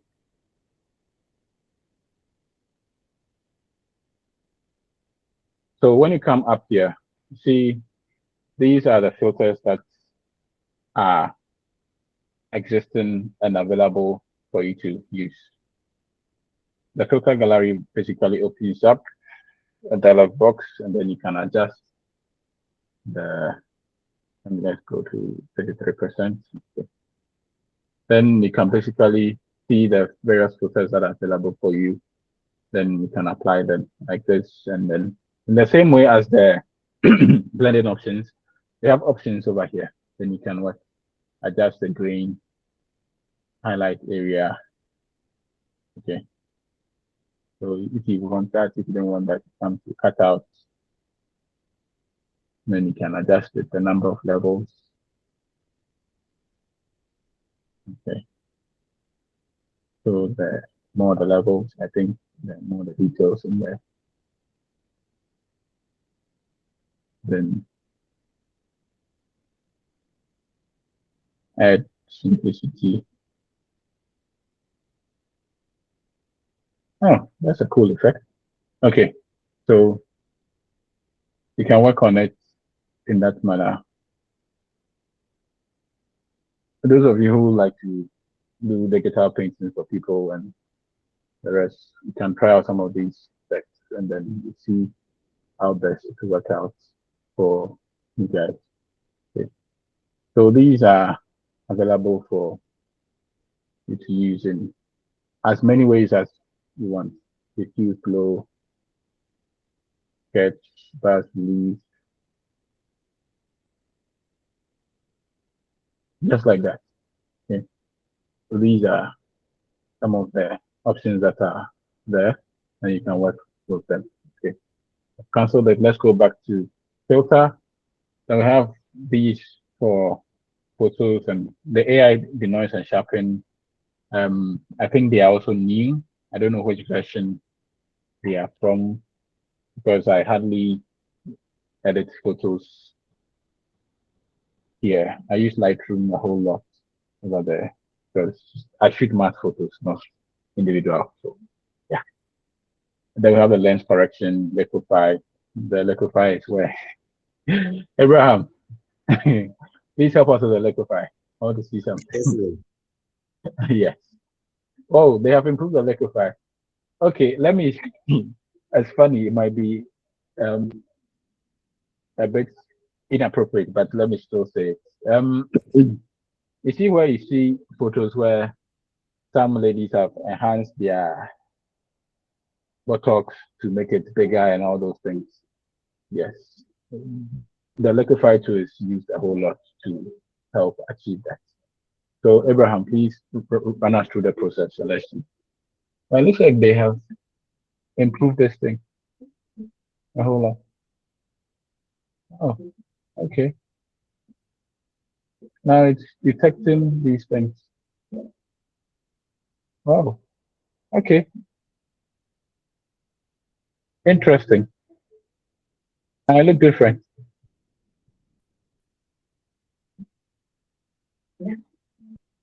Those of you who want take lips, you can also always. So I mean, it's intriguing how it's working now. Whoa.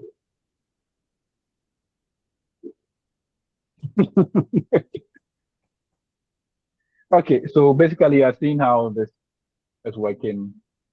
You can adjust some of these things in there. Then we have the 12 clockwise. I don't know if that one works now. The pinch, the okay. You cannot see this. Let's zoom in from 25 to 50%. Okay. So the pinch, see,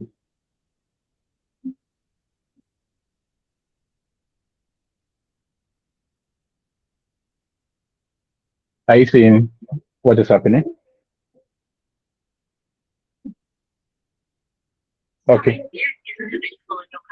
Oh, sorry, that's my phone.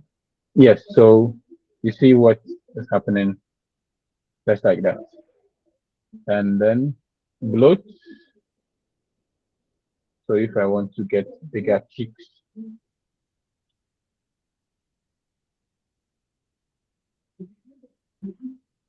ah, oh, I have fat cheeks now. So basically, you understand how this thing works. Okay. So that's how, if I want to increase the size of my forehead, I can just increase the size. And like that.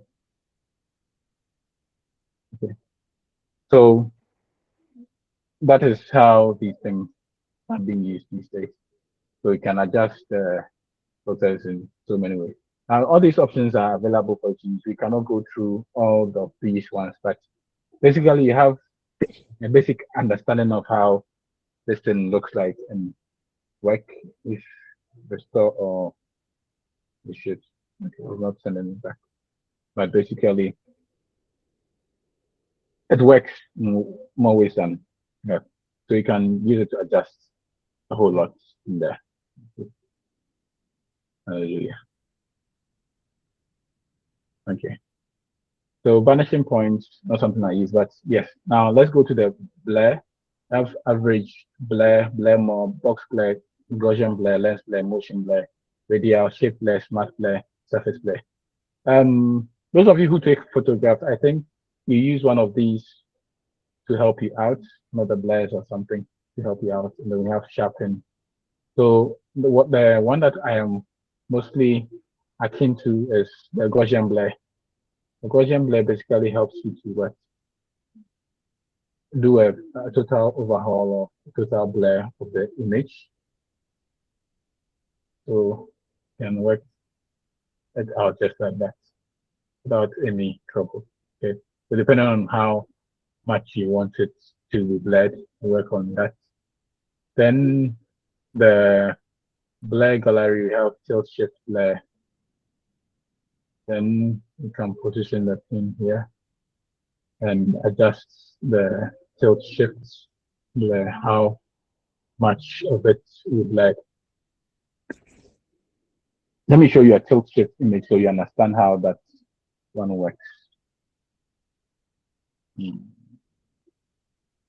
Tilt shift photography. Okay.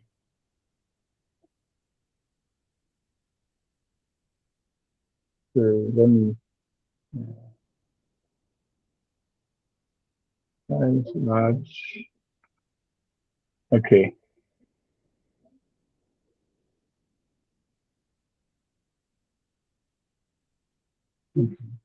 Let's take this. Copy image.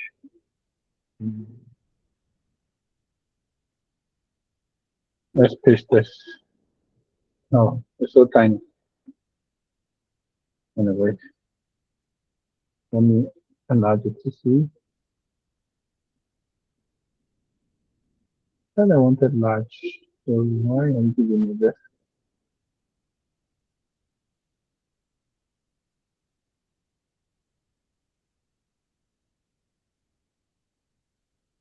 It's a particular type of photography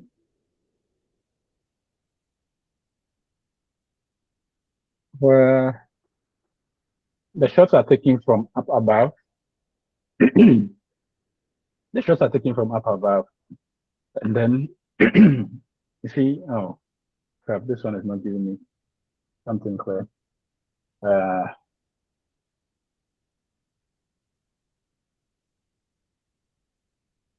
It gives you a sense of effect where you think the things there are quite tiny and small.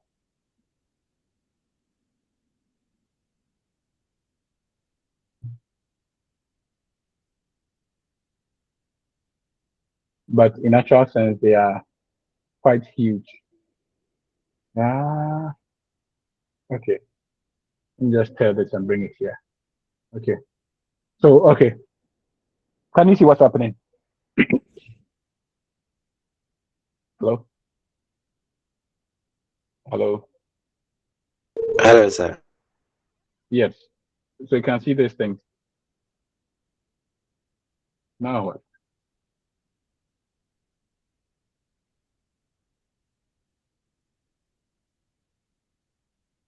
Okay. So you see this. You see that people are tiny, tiny, tiny, tiny, tiny. It's a particular type of photography that's been done, and they use this type of lenses, tilt shift lens. The lens is basically broken. Okay, the lens is basically broken, and it gives you that effect over there, where the people look tiny, but they're actually very realistic, like this, these things. Okay, so that is for that aspect. So that's how that filter basically works. That layer that gives you a tilt shift kind of layer, and then the rest follow just like that. And we have the pixelate, mesorate, and then mesotint and mosaic and the rest. Then render, you can render clouds.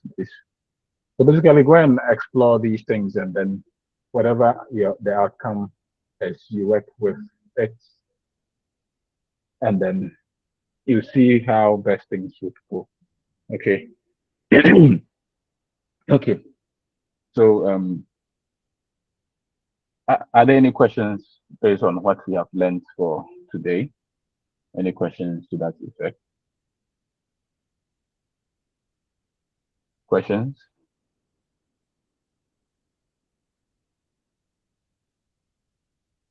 Any questions? None? Yes, Samo. Sir, please, when would they upload the lectures on the YouTube platform? Because I was looking for the first one, but I never found it there. To be honest with you, I have absolutely no idea about that one. That one is entirely handled by code. So what I would best advise is that you talk to your coordinator, then the coordinator would relay the information to the people who are in charge, and then they would intend upload it for you. Even though we have a monitor, I don't know if the monitor who is part of this class can help share information on that aspect. But I know they will eventually upload it, but I just don't know when it will be done. So if the So, monitor can help us by typing it in the chat section for us to give us a fair idea, then we'll be grateful. But for now, I have no idea as to when it will be uploaded.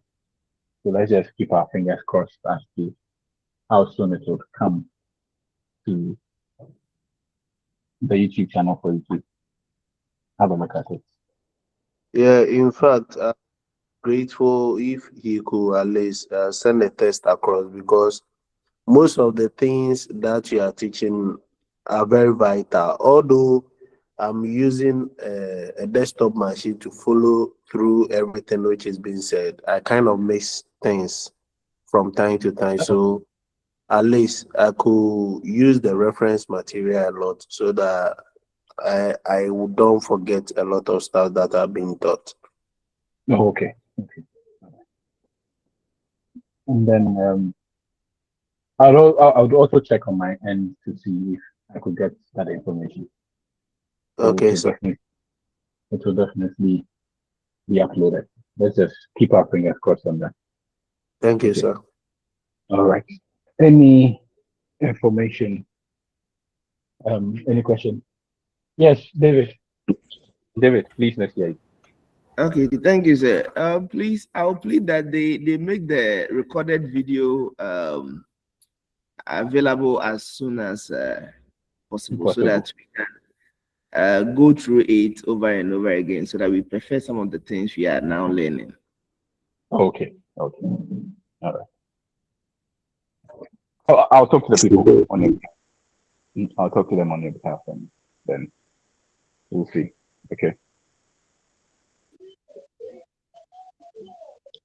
All right. Are there any more?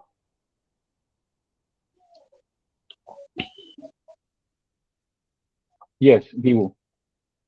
Please, I want to know the requirement for the 2026 version. I tried installing it, but it's not working on both my PC and the desktop laptop. So I've been For using that one, what does it say? When you are trying to. I said I need to get an external graphic card.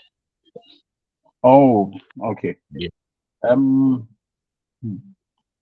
see, based on the fact that nowadays most of the design applications are moving towards GPU rendering, they always advocate that you get a machine which has proprietary graphics card other than the default one that comes with the machine, because they need dedicated video RAM. Okay, so if you're getting a machine, get one with either NVIDIA or AMD graphics cards in there, and that would solve that problem. Because most of the things that you might want to render, the normal graphics cards might not be able to handle it. That is why. Oh, okay. So let's just try and see if we can work with that one. But apart from the very new, the rest, if you get a lower version, you can do almost everything. Currently, I'm using the 2021 version. Yes, and everything that we said, apart from the extremely new features like the dynamic listing, everything else was there, right? Yeah, and also with the lettering, that is the typography. How to get the letters in a circular shape. That one, even though it might not be there, what you can do is you can use the type on path to get that circular. Yes, yeah, that circular feel to it. Yeah, you can use the type on path. Okay, so what makes that one different from wrapping the text? Mostly I use a text wrap or whatever. So I want to know that one. The difference. Abraham, Prince, please help your brother out. Okay, so the test map is quite different in terms of use from the part right type. If I say we maybe we have to look at it for him to see the differences. But using the two, there is slight differences. In fact, a huge differences because they have different use altogether. Oh, okay. Yeah. All right. So, what insights can you offer your brother in relation to that? something quick, and then he will go and do some extra research on his own.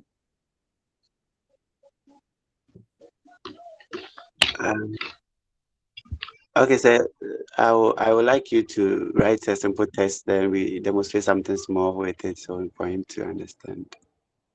Okay, all right. Just 1 second. Let's start with the part right, the part. Okay, so let me turn this thing off. Okay, so Simple. so with the feature you want in 2026, which you are not getting, and says advising on using this one. If you want to write along a circular object, you pick the Eclipse 2. Okay, so we have this text there. Okay. So you select all. So I select Okay, so all. let's do the wrapping first. Since we have let's do the wrapping first. Okay. So yes, you select, then you go to the up there where you have the checkbox check. That yes, that icon. No. The how do I indicate the icon? The text wrap icon right up there. This one. Yes, this one. Yes. Okay. So it's a warped text, not wrap. Warp. Warp. Yes, sorry. Warp. Yeah. So here you have options to select how you want it to look like. So this is actually won't give you a circular. Anyone you select, you can adjust the handles to see how it's going to look like. So initially, when I was new to Photoshop, I was using this to write along circles, but it wasn't it won't give you the right look as with the part type. Yes. Yes, so you can move along the menu and then find still you can use this, but it has different angle of use. But if you want to write along a circle, let's say you have a logo, a round logo, a circular logo, and you want to write the name along it, that type, you need to use, let's say you choose the Eclipse first, then you move your mouse cursor, you select the text, then you move the cursor along the path to write it along it. If you don't have the 2026, which gives you the dynamic text options, or if you are writing along a square or rectangular shape too, you go for the rectangular to, then you select your text, you move the mouse along it, then you write what you want to write over there. Hello. Yes, sir.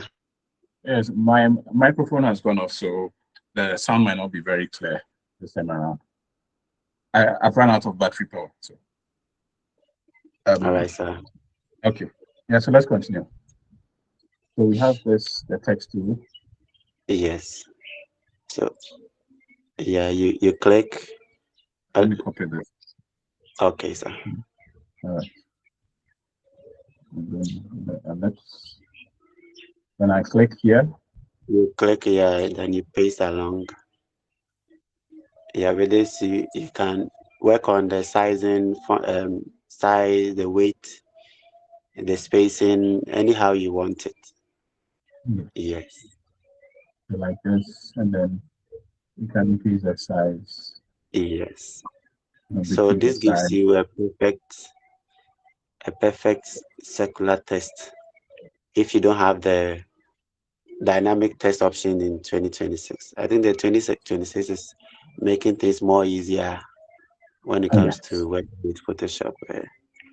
I'm sure you didn't even talk about when we're doing the background, selecting and removing background. You didn't even talk about this quick one with the Photoshop 2026. So 2026 will give you will give you upper hand. Sorry. I'm listening. Yeah, I'm saying the 2026 is giving you a quick way to select your tools earlier than the older versions. So it's all the same. Everything in 2026 is in 2021. Sorry, yes, 2021 as well, 2022. So if you have that one, it's cool. All right. So, you. Sir. Are you okay now? Yes, please. Okay. So it's just the application is now being a bit more simplified, but at the end of the day, it's still that's the work, that's the basic work that you need. Okay. It's just like you driving a car. Okay. If you have a Corolla and an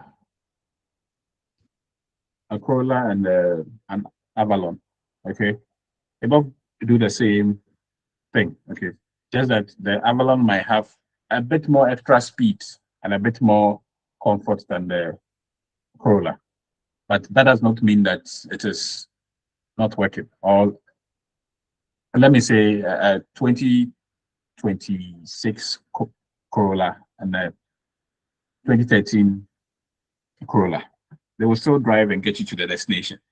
Just that the 2026 Corolla might have the ability to turn the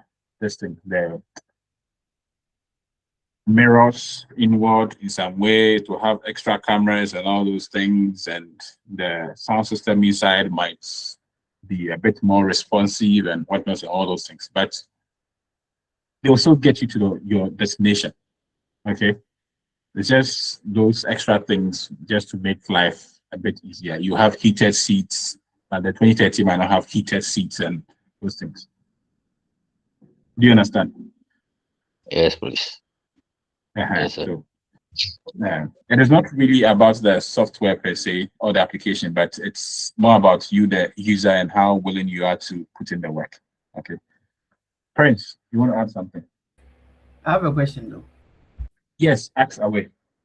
Okay, so with this one, that is first one with the circle, with the circle one. That is how with this one give me the option to write the text above the circle. What if I want to write it below? We didn't get you. As in, we have some logos that, let's say, the company name will be up there, and then let's say their slogan will be below. Yeah, so let's say the company name was above the circle, and I want to write the, let's say, the slogan below the circle, but it should be wrapped around the circle like this one. So how do I do the lower one? You have the answer already, and you are coming to ask a question. Answer the question yourself. Sir, I want to ask. You have the answer already, and you are coming to ask the question. Answer it yourself. With this one, I don't have answer. Abraham. Yes, sir. Abraham. What do you mean by you want to write below? I don't get what you're trying to say. Okay, what he's trying to say is that the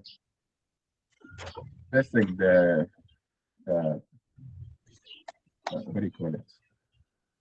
This text that we have here. Okay. Okay. There is one like this. Okay. And then if we duplicate this, Control J, you have another one at the bottom like this. Do you understand? So the name of the company, or the company name is here, then their slogan is somewhere at the bottom here. Okay. So he wants to know if it can be easily done, how it can be done with ease. Yeah, I think it's the same way. I think it's the same way, but maybe I need to check practically to find out with a PC. But I think it's the same way. I've been doing it the same way, and Okay, so this one, his test will be looking downwards, so he wants the test to be erect upwards. Yes. Yes. Is that what you mean?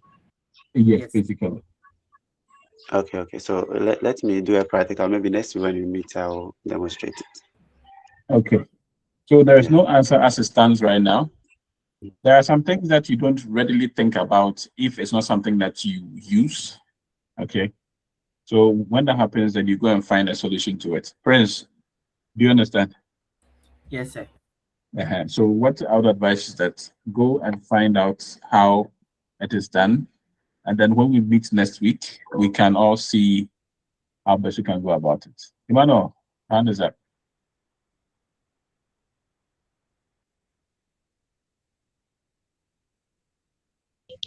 Emmanuel, Hello, sir. please talk. With that one, I want to come in. Okay. Mostly what I use is I go to the edit tab.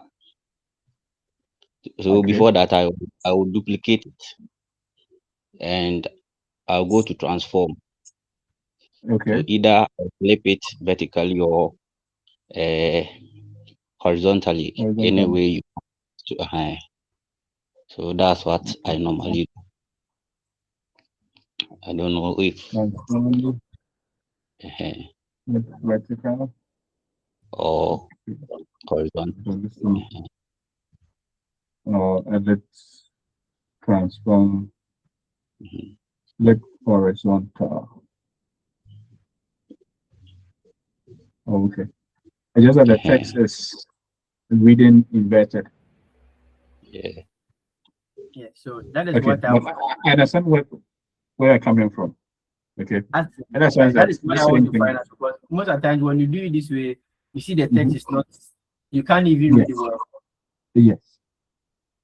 So how can you get it such that it reads a boy is going to school this week, right? Is that not so? Yes, sir. Okay. And why don't you write it backwards? But see, that is what I've been doing. You write it backwards. Okay. But I just want to find out the correct way of doing it. Like, okay, I'm pretty sure there's always a way around this thing. So I've done. I've forgotten. Okay, so I'm giving it to you guys as an assignment. Go and find out how best you can do I found it. So I found it. Without I have found it. I opened my Photoshop and okay. Yeah, then help us so out. now I need to click within the inside the text. Sorry, inside the eclipse shape. So let's say come down here, move it a bit inside.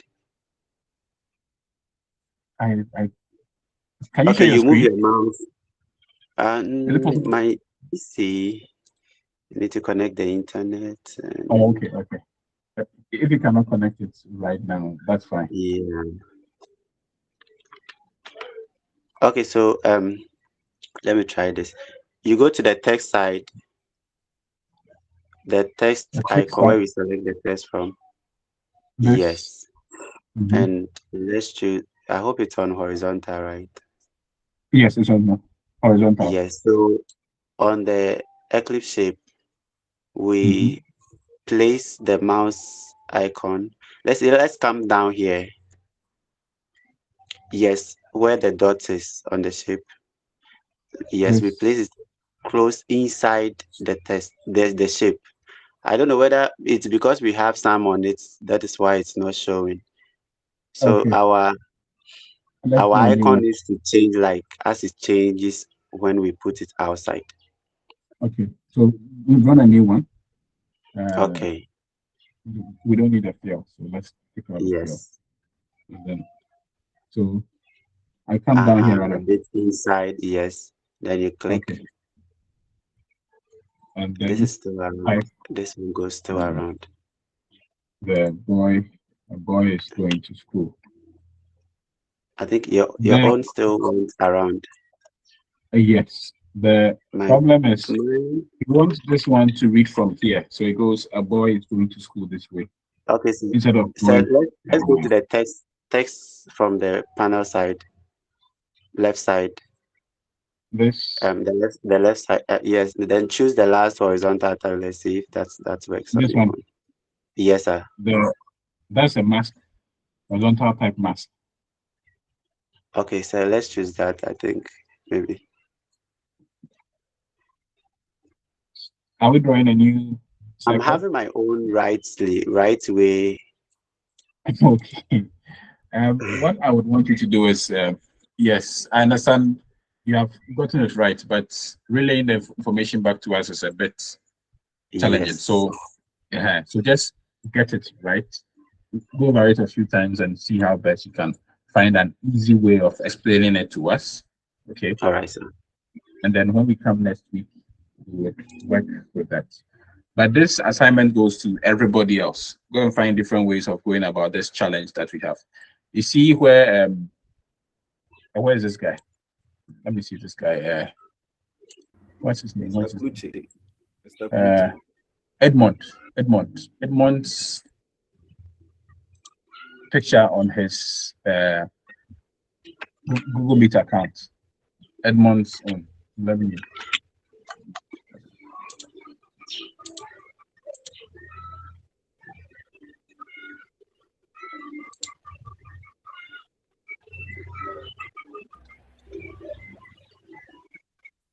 Is it the one together we can? Yes, yes.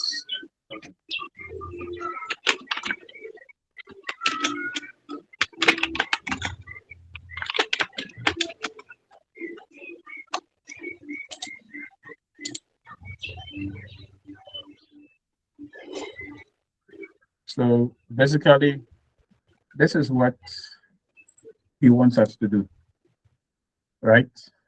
Prince, this is not it. Yes, sir. Yes, sir. Yes, so he wants the text to be able to go this way, and this one should also go that way.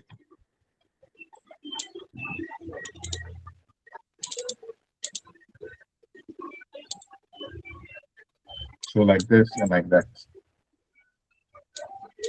Okay. So go and find out how you can do this and then that. Okay. This and then that. Inside Photoshop. That is your assignment. And then when we come next week, we'll see how best things went. Are we okay? All right, sir. Okay. So enjoy the rest of your weekend, and I will see you guys next week. As always, with my quizzes and exams, they are a bit more practical oriented, so kindly take notes and then prepare accordingly. If the need be that you write up quizzes, you would have to prepare in the sense that if you don't use the application, you are going to find the questions a bit difficult. So just a little bit of heads up. Are we okay? Okay, sir. Okay. I'm sorry. I want to take you back a little. Sure. Yeah. So I got it. So. Okay, so let's do it. Assignment there. All right. Yes, So you select on the test, go to the edit, like the brother said. The test around the Eclipse, yes. Okay, like this. We go to the edit. Okay. Please highlight it. Let's highlight it first. So I should select the text like this. Yes, select yes. Okay, edit.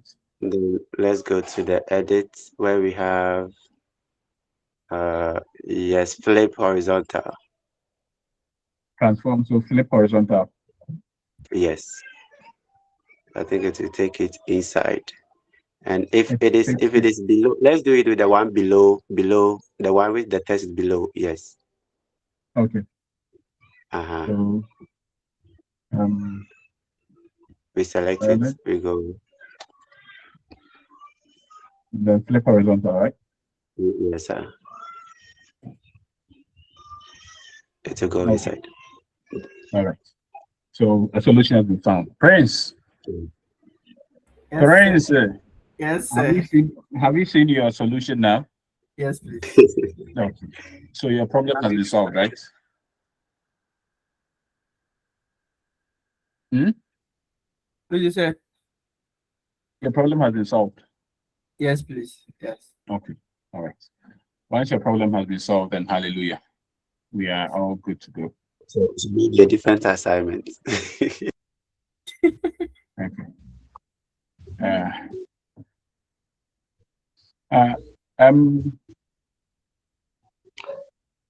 Is the class So what? attendance for today supposed to be taken by me? No, sir. But those of us that were there up till now, you give us some CAs for participation. Thank you. So, I'm confused. Please come again, Christian. Your own personal CA. This one is your own personal CA. Oh, please explain it for me to understand. I mean, we did well. You did well as well. So you give us some additional marks. That is what I'm talking about. Thank you. If that's the case, then course rep should take the attendance and then let me know. Okay. All right. I will do that. You is a course rep. Assistant. He is the assistant. At this time, yeah. Assistant. Yes, sir. Okay. All right. Then you take the attendance and then let me have it. Okay. So you can take it for the subsequent weeks that will come. And we have 2 more weeks or so, right? Yes. 2 weeks left, right? Yes, I think so. Okay. Then you can take the attendance for those additional weeks, and we can use that for extra marks. Okay. Okay, sir. Thank you very much. Hey, Raphael has written down his index number just right now. Okay, so all right, so kindly do that and let me have the attendance list for today and then the subsequent weeks, so I can use that as well to help you guys out. Okay. Okay, thank you very much. God bless you. Okay then. So if there is nothing more, then I think we can call it a day for today, right? I have a question. How is the end of sem taking? Is it practical on Photoshop or a written practical? Okay, so you write some. The end of semester is 60 marks. You write 40 marks, and then you will do a practical, and then print and send it to me for the other 20. Okay. Yes. Okay. So ideally, you should get your practical 2 weeks before the day that you write the exam. So on the day of the exam, when you get there, then you add the printed sheets, the printed works to your paper. And then when they are bringing the papers over, then they'll add it to it. Okay. Okay, sir. Yes, but I always take, I also take soft copies because what I realized is that sometimes some of your works gets missing in transit. When it's supposed to get to me, it gets missing. Then you would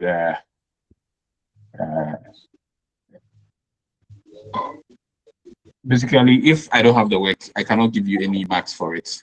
But if I have the soft copy at least, then you can get some marks as well. But I look at the layers in terms of your design, then marks is awarded at that point as well. So just be on the lookout. Once you get the dates for your exam, just let me know so that I can get the work to you 2 weeks before. Okay. Okay, sir. Thank you. Yes. All right. Okay then. So If there are no other questions, then please enjoy your Sunday, and I would also try and enjoy mine. Okay, so I'll leave you guys to do what you have to do, and God be with you all. Bye. Bye, sir.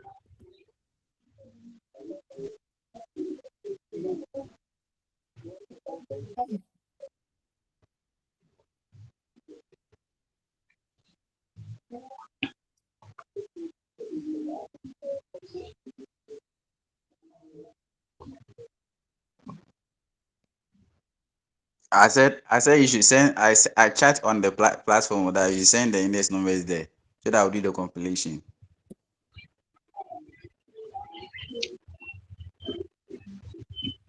Hello. Okay, boss. Those of them sending it on the chat here, I said they should send it on the. I sent hi. That is, I said a message was this Christian, so send this and this. So we'll do a compilation. If you send it here, there you are lost. Oh.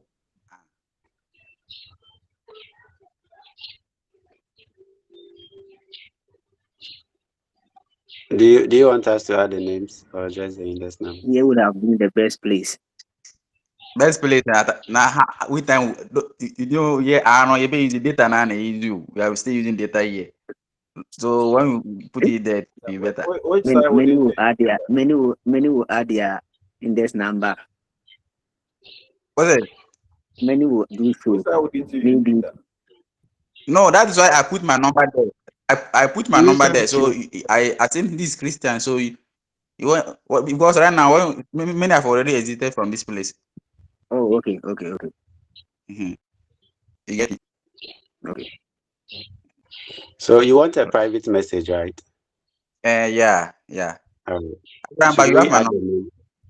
Oh, Should I we think add the index name? number. Let's use our Okay. index number alone. I've done it right now. Thank you. Okay. Bye. Welcome.